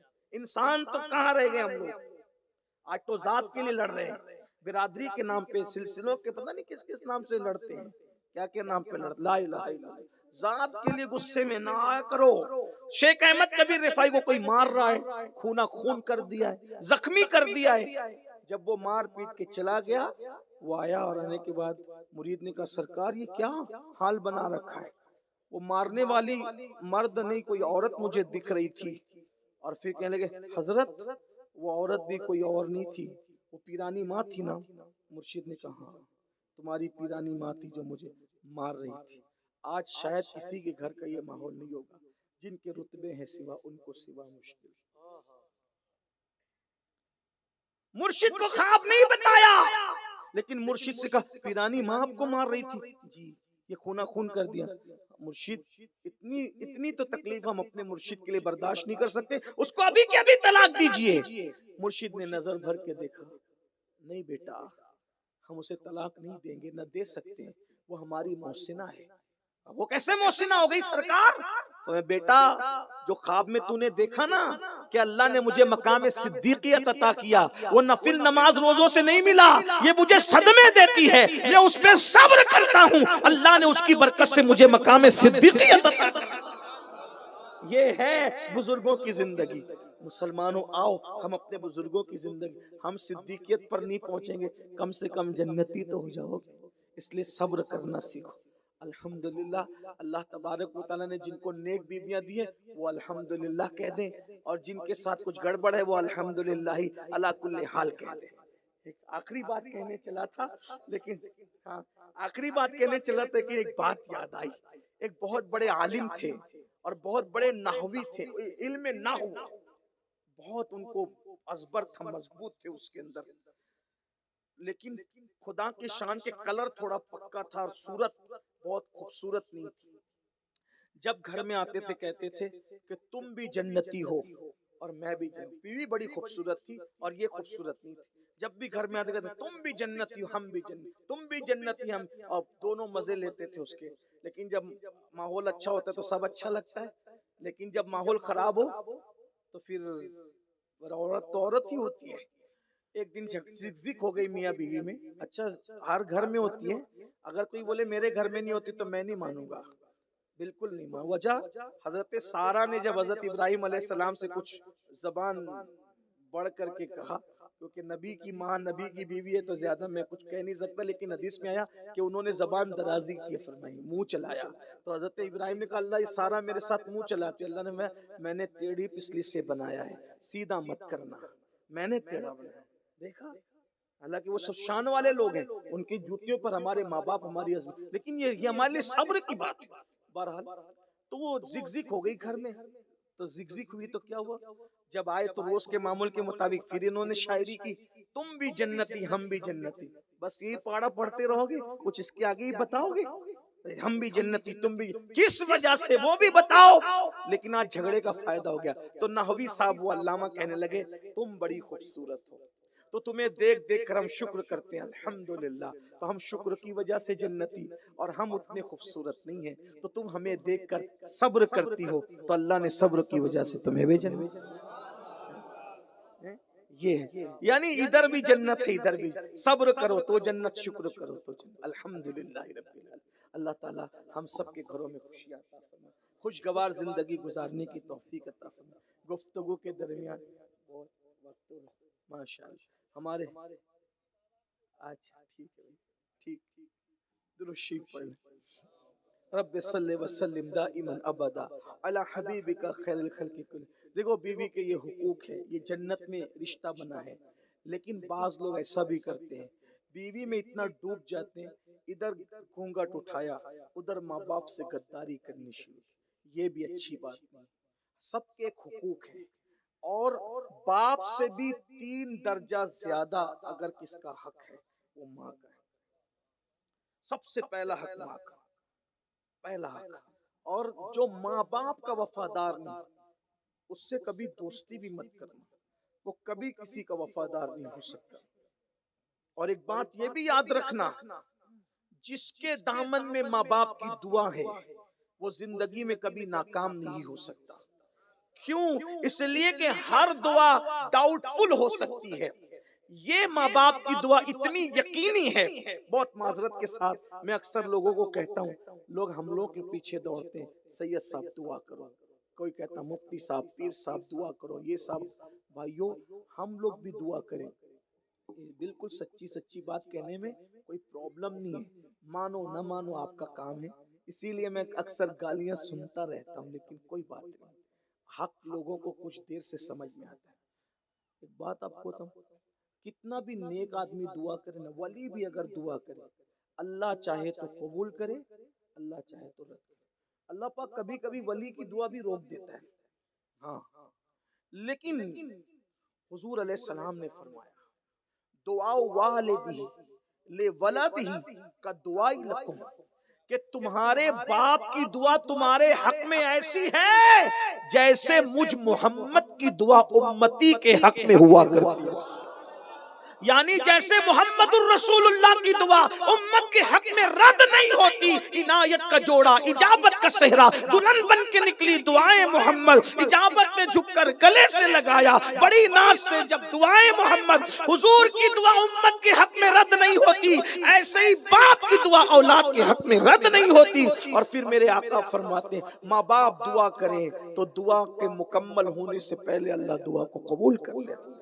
یہاں تک فرمایا پوری کائنات مل کر کسی کے لیے بد دعا کرے اور اکیلے اس کی ماں اس کے لیے دعا کرے، کائنات کی بد دعا رد کی جائے گی، ماں کی دعا قبول کر لی جائے گی. اور پوری کائنات مل کر دعا کرے، اکیلے ماں بد دعا کرے تو پوری کائنات کی دعا رد ہوگی، ماں کی بد دعا قبول کر لی جائے گی.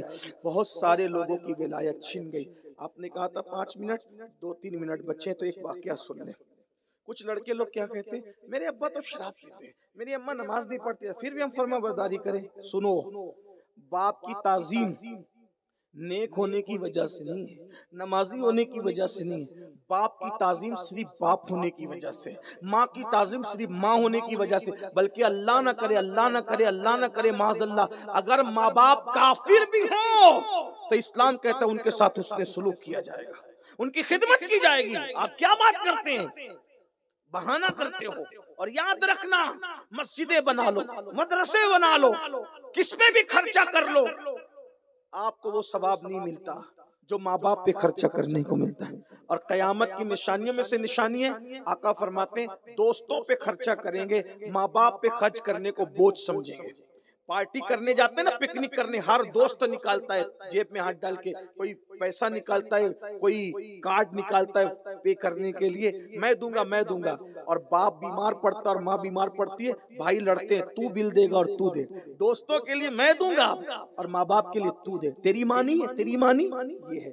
نصیب والے، اللہ سب کے مال کو ماں باپ پہ خرچہ نہیں ہونے دیتا.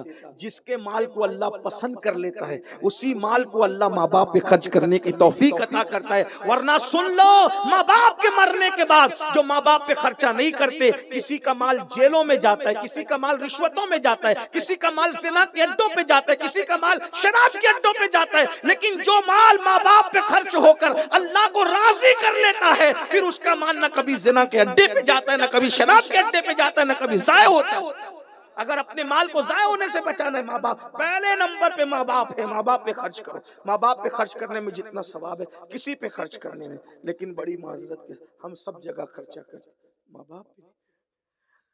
ہم بچے تھے، پھل فروٹ آتے تھے تو ماں باپ ہمارے لیے چھپا کے رکھتے تھے، اور آج ہم اچھی چیز لاتے تو ماں باپ سے چھپا کے لاتے. ماں باپ کوئی چیز خریدتے تھے تو ہمیں بتاتے تھے دیکھو یہ پلاٹ لیا ہے، اگر ہم رہے نہ رہے تمہارے علم میں رہنا چاہیے، لیکن ہم پلاٹ لیتے ہیں تو ماں باپ سے چھپا کے لیتے ہیں. یہ ایسا نہیں ہونا چاہیے. ماں باپ ماں باپ ہے، ان کی خوشی کے لیے سب قربان، ان کی خوشی میں اللہ کی خوشی، ان کی ناراضگی میں اللہ کی ناراضگی. اور بلکہ ایک بات کہہ دوں، اگر ان کو راضی کرنے کے لیے نقصان اٹھانا پڑ جائے اٹھا لو. بہت یاد آ رہا ہے بہت کچھ، عنوان تو آپ نے اب ایسا دے دیا جو میرے دل کی آواز. میں اکثر لوگوں کو کہتا ہوں کہ اگر کسی بزرگ کے نزدیک عورت سے مرید ہونے کی اجازت ہوتی تو میں اپنی امی سے مرید ہوتا. مجھے میری امی سے اتنی عقیدت ہے، اور مجھے ایسا لگتا ہے کہ میرے پاس اللہ رسول کی جو کچھ عطائیں ہیں وہ میری ماں کی دعا کی برکت ہے. اور میری امی بھی اللہ کے کرم سے مجھ سے اتنا پیار کرتی ہے. ان کے 3 یا 4 آپریشن ہوئے اور ڈاکٹر نے بے ہوش کرنے کا انجیکشن دیا. وہ بے ہوشی میں بھی میرا ہی نام لیتی رہی. مجھے میرے بھائیوں کو رشک آتے ہیں بھیا نے جادو کر دیا ہے اماں پر کہ اس کے نام کے سوا کسی کا. وہ ایسی مزے میں کہتے ہیں, مستی میں کہتے ہیں. تو یہ ہماری بہت پیاری دوست.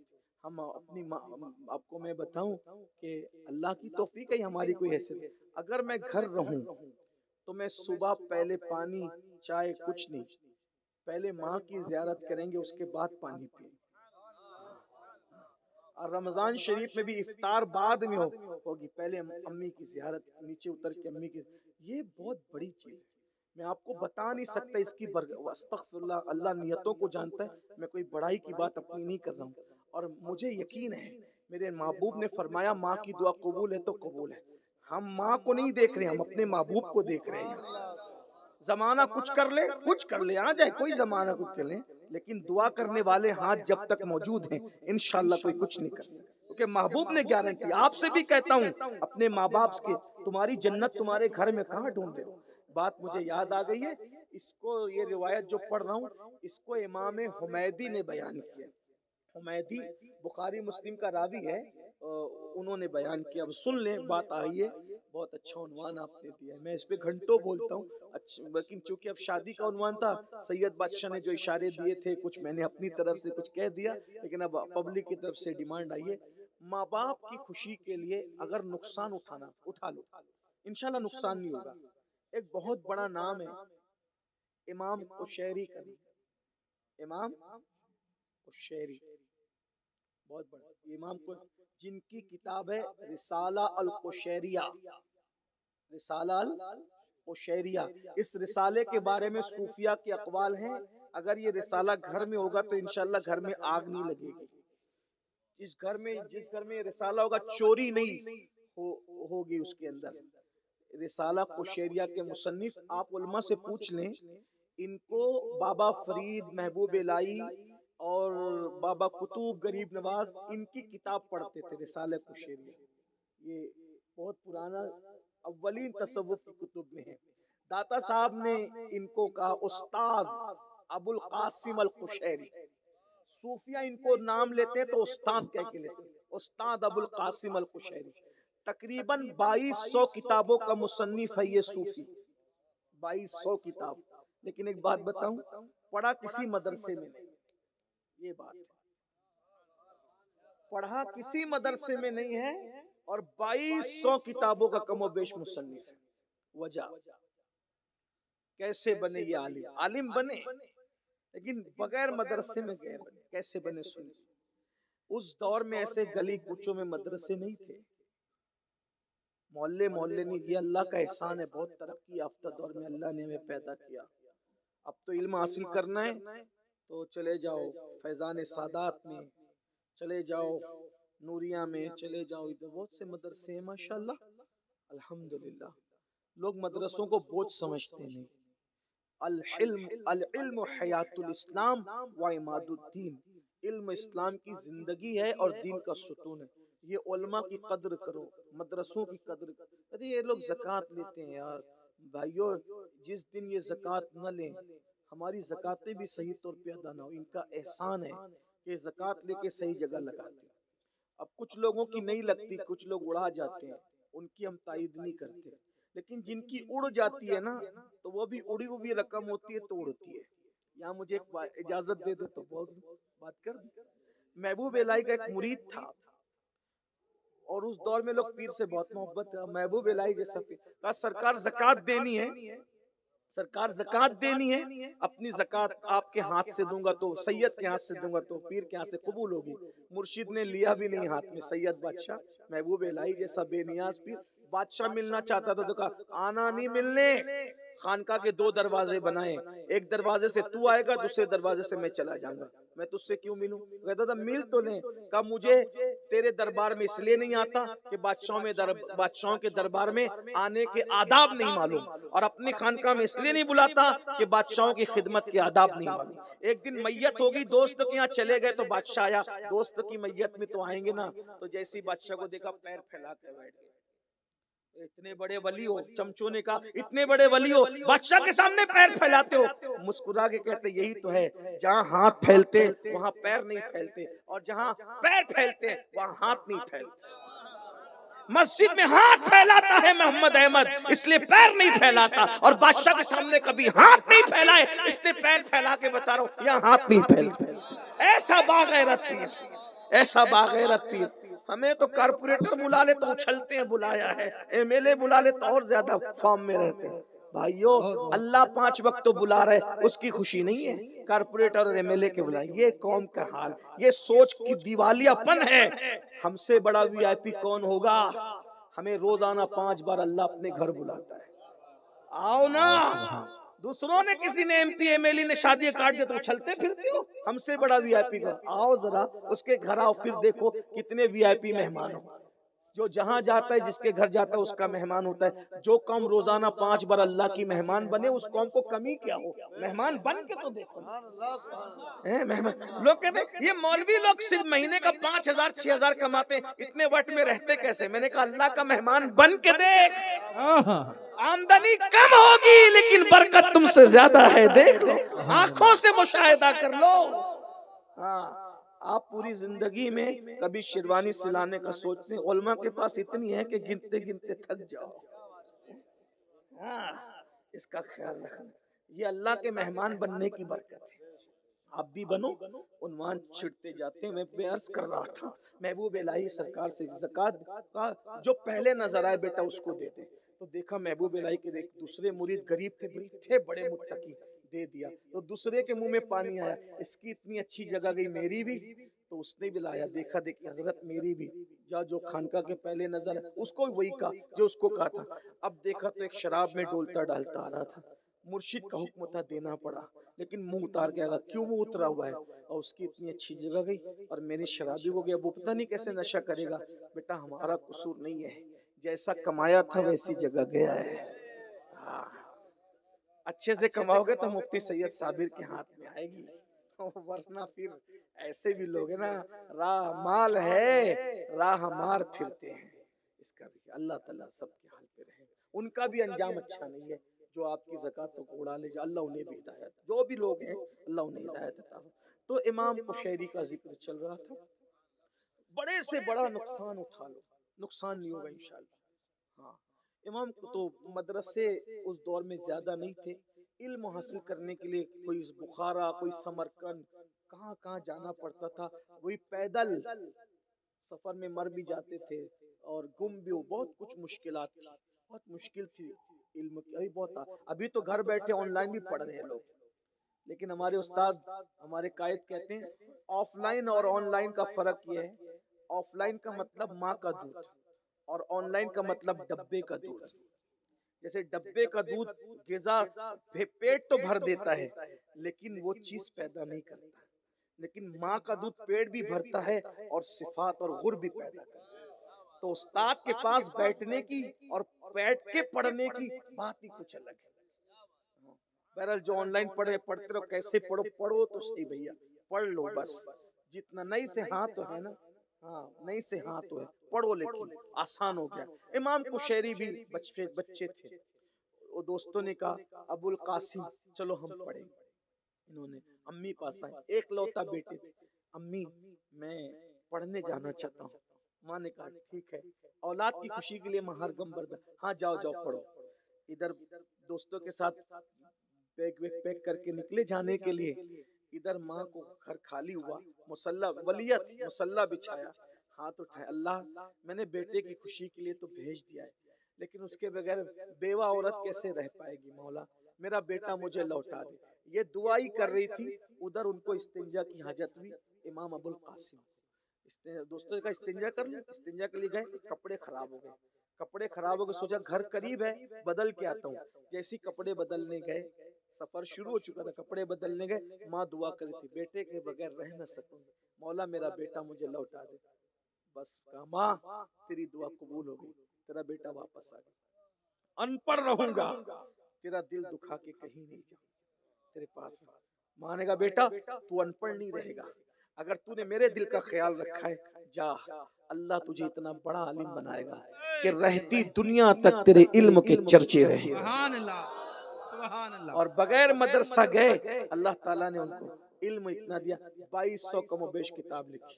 اب وہ 2200 کتاب لکھ کے کیا کیا؟ اپنے مرید سے کہا، توجہ کرنا، یہ امام حمیدی کی روایت آ رہی کہ اپنے مرید سے کہا بیٹا اس کو لے جا اور یہ سب کتابیں دریا میں ڈال دے، سب کتاب دریا میں ڈال دے۔ اب مرید، اب امام کشیری کی رسالے کشیریہ جنہوں نے پڑھا ہے، یہ ایک کتاب کے یہ جلوے ہے تو وہ دوسرے کیا ہوں گے اس میں، آپ پڑھیے تو دل زندہ ہوتا ہے، ہاں دل زندہ ہوتا ہے۔ اللہ اکبر۔ بہرحال وہ مرید لالچ میں آ گیا، مرید بیچارہ مرید ہوتا ہے، اس نے کیا کیا، وہ کتابوں کی سب جو خزانہ تھا چھپا دیا، ڈال دیا بیٹا دریا میں، جی حضور ڈال دیا۔ کیا دیکھا؟ کچھ نہیں دیکھا، تو نے نہیں ڈالا دریا میں، جا دریا میں ڈال۔ پھر گیا، جیسے ڈالنے لگا، یا اللہ اتنا عظیم سرمایہ دریا میں چلا جائے گا میرے مرشد کا، پھر چھپا دیا۔ کیا ڈال دیا؟ ہاں ڈال دیا۔ کیا دیکھا؟ کچھ بھی نہیں دیکھا، جھوٹ بولتا ہے، دریا میں ڈال، خوب ڈانٹا، بہرحال لے جا کے دریا میں ڈال۔ جیسی دریا میں ڈالا دل پکڑ لی، ہائے علمی سرمایہ ضائع، تو دیکھا 2 ہاتھ اوپر آئے اور ان کتابوں کو سنبھالا، اور جب ان کتابوں کو سنبھالا اور ہاتھ اندر چلے گئے تو کہا اللہ کی قسم دے کے پوچھتا ہوں بول تیرے کس کے ہاتھ ہے؟ آواز آئی خضر کے ہاتھ ہے۔ سبحان اللہ۔ کیا راز ہے؟ کیا راز ہے؟ کہا سن، ایک وقت وہ آئے گا اس قوم کے پاس کتابیں اور علمی سرمایہ ختم ہو جائے گا، ایک دور ایسا آنے والا ہے، تو اس دور میں پھر کیا ہوگا؟ اہل اللہ دعا کریں گے کہ اللہ علمی سرمایہ کی ضرورت ہے، ہمیں کچھ کتابیں چاہیے، اس وقت یہ کتابیں اس قوم کو عطا کی جائے گی جن کو ضرورت ہوگی۔ تو کہا کشیری ہی کی کیوں، دوسروں کی کیوں؟ سبحان اللہ۔ علمی کام تو سب نے کیا لیکن کشیری ہی کا سرمایہ کیوں رہے گا اور وہ بھی پانی میں محفوظ رہے گا؟ وہ کیوں؟ تو کہا اس کی وجہ صرف یہ ہے کہ اس نے ماں کے ساتھ وفا کا حق ادا کیا۔ سبحان اللہ، سبحان اللہ۔ اتنا بڑا نقصان اٹھانے کی کوشش کی ماں کی خوشی کے لیے، لیکن اللہ نے نقصان اس کا ہونے نہیں، اس امتحان میں اللہ، یہ ہے ماں کی دعا کی برکت۔ نعرہ تکبیر، نعرہ رسالت، مسلک اعلی حضرت، علماء اہل سنت۔ استغفر اللہ رب من کل ذنب و کل اندور کے اجتماع کا اعلان سید صاحب نے کر دیا، میں بھی آپ کو کہتا ہوں کہ کل صبح 10 بجے سے رات 10 بجے تک نہار شاہ ولی کے قدموں میں اجتماع ہے، آپ ضرور تشریف لائیے، بڑے بڑے علماء، خطبہ، دانشور۔ فرمائیں۔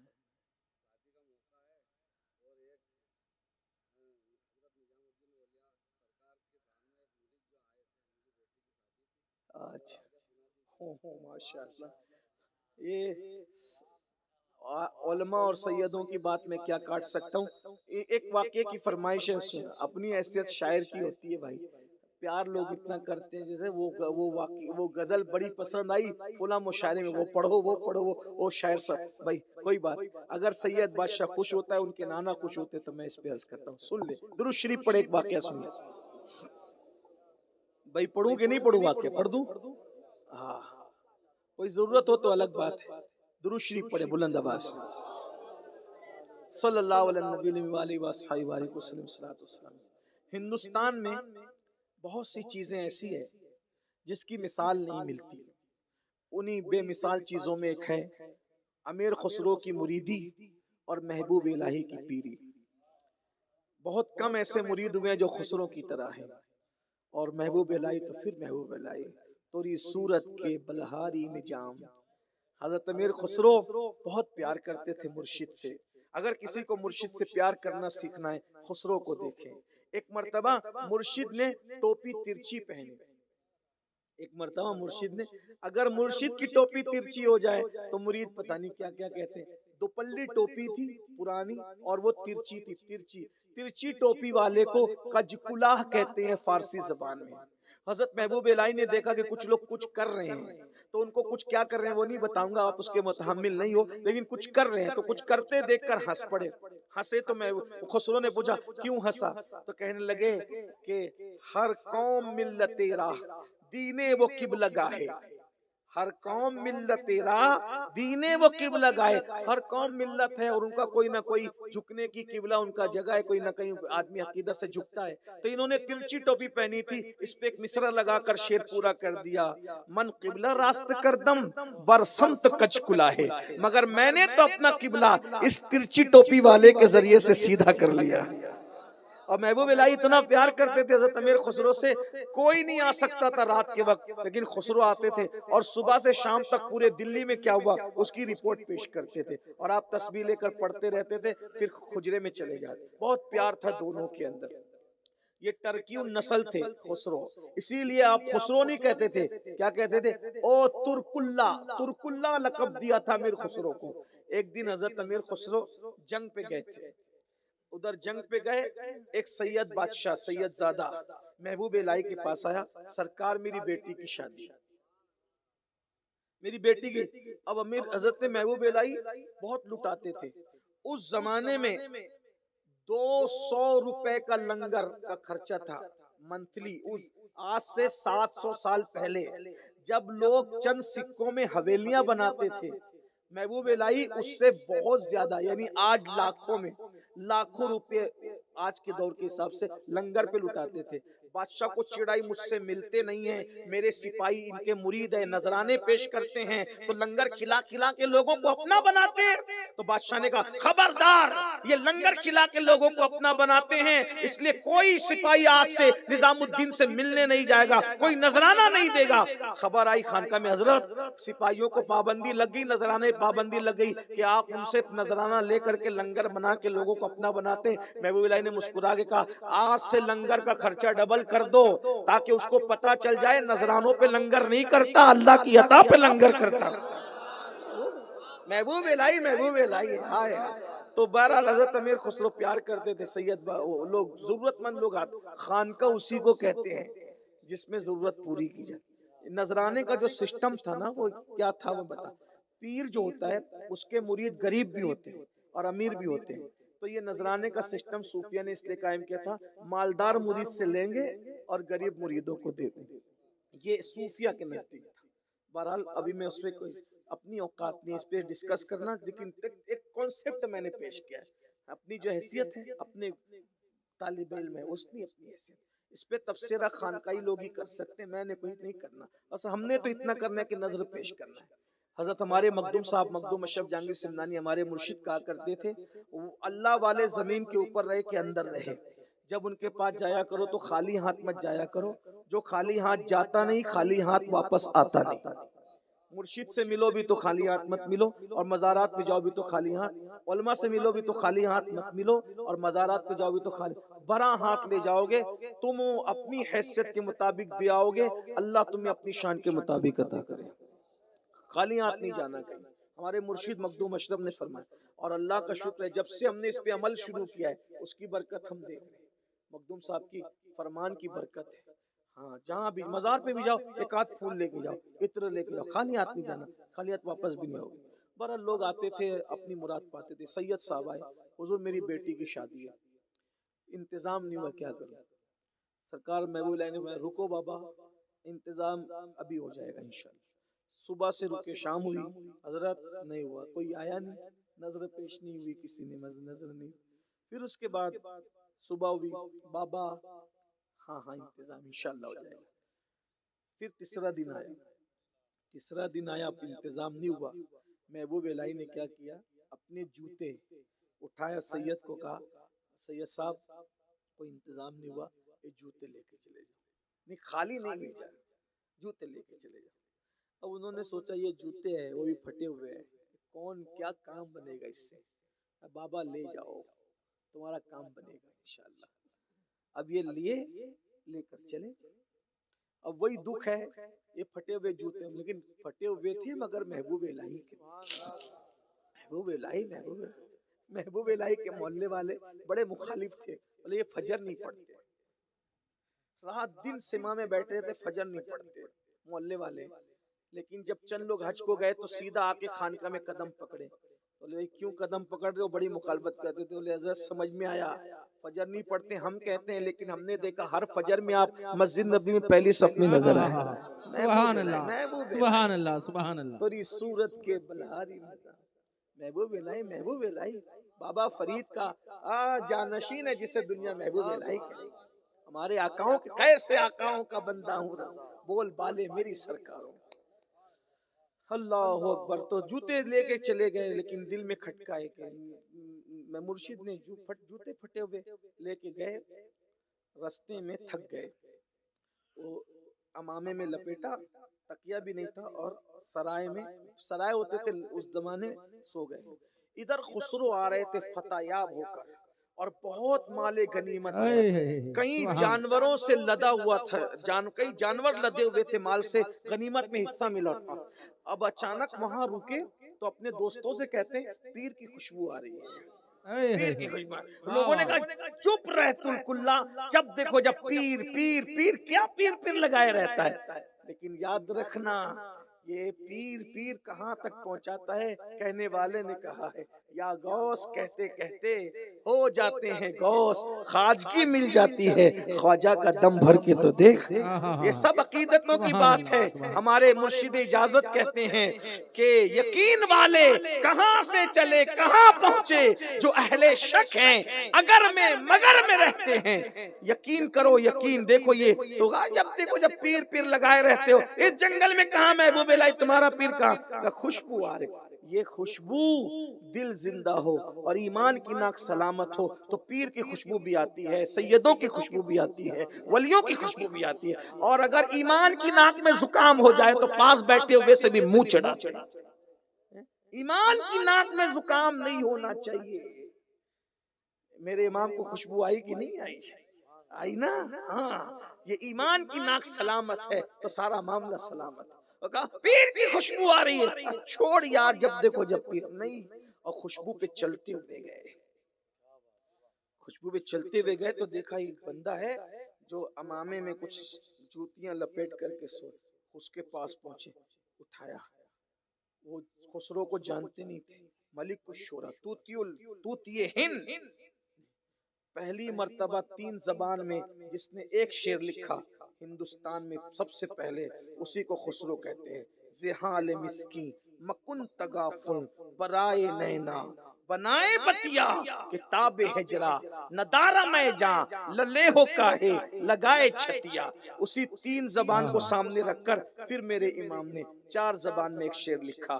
لم یاتی نظیر کفی نظر مثلے تو شد پیدا جان, جگراج کو تاج تورے سر سوئے ہے تجھ کو شہید و سرا جانا. لکا بدر فی الوجہ الاجمل خطحال ما زلف ابر اجل, تورے چندن چندرو پرو کنڈل رحمت کی بھرن برسا جا. بہرحال کہیں نہ کہیں اس میں تحریک خسرو کی. ہاں تو اٹھایا ہے. دلی سے آ رہے ہو؟ ہاں ہاں دلی سے. محبوب الہی سے ملے تھے؟ ہاں ملے تھے. وہی خوشبو آ رہی. جاؤ بھائی, کیا محبوب الہی کی بات کرتے ہو. ہم گئے, کیا محبوب الہی, پھٹے ہوئے جوتے. انہوں نے جوتیاں دی. ہاں, بیچو گے؟ کوئی پھٹے ہوئے جوتے لیتا ہے؟ یہ بتا بیچو گے؟ ہاں بیچیں گے. کتنے میں؟ تم ہی بتاؤ کتنے میں لینا چاہیے. پھٹے ہوئے جوتے کتنے میں دینا چاہیے؟ نظام الدین محبوب الہی کے ادھر آ, ادھر ہاتھ پکڑا. جتنے جانور مال سے لدے ہیں نا یہ سب لے لے, اور میرے پیر کی جوتیاں مجھے دے دے. میرے پیر کی جوتیاں مجھے دے دے. میرے ساتھ مذاق نہ کر او سپاہی, کیا مذاق لگا رکھا ہے. پھٹے ہوئے جوتے اتنے مہنگے, ارے تو دے دے, تیرا احسان ہے. اس نے کہا سچ سپاہی تم لوگے, اے اجنبی سپاہی لوگے؟ ارے تو دے دے, تیرا احسان ہے. پھٹے ہوئے جوتے لیے, سر پہ رکھا اور آنکھ میں آنسو بسائے, خوشی خوشی چل پڑے. جب گلی میں آئے تو حضرت محبوب الہی کھڑے ہو گئے اور ایک وجد کی کیفیت ہے. لوگوں نے کہا حضور کیا ہوا؟ کہا یار کی خوشبو آ رہی, یار کی خوشبو آ رہی ہے. اور اس کے بعد جب آئے ہیں آنکھ میں آنسو ہے, خسرو بہت سستا سودا کر کے آئے ہیں، سستے میں خریدی کا مرشد اتنا جتنا تھا دے دیا. اگر مانگنے والا جان طلب کرتا تو اپنی جان بھی دے کر کے مرشد کی نالین حاصل کر لیتا. سنیوں بتاؤ، جو مرشد کی نالین سے اتنا پیار کرتا ہو وہ رسول اللہ کی نالین سے کتنا پیار کرتا. یوں ہی نہیں کہا جو سر پہ رکھنے کو مل جائے نالے پاک حضور تو پھر کہیں گے کہ ہاں تاجدار ہم. نعرہ تکبیر، السلام علیکم. نعرہ رسالت، مسلک اعلی حضرت.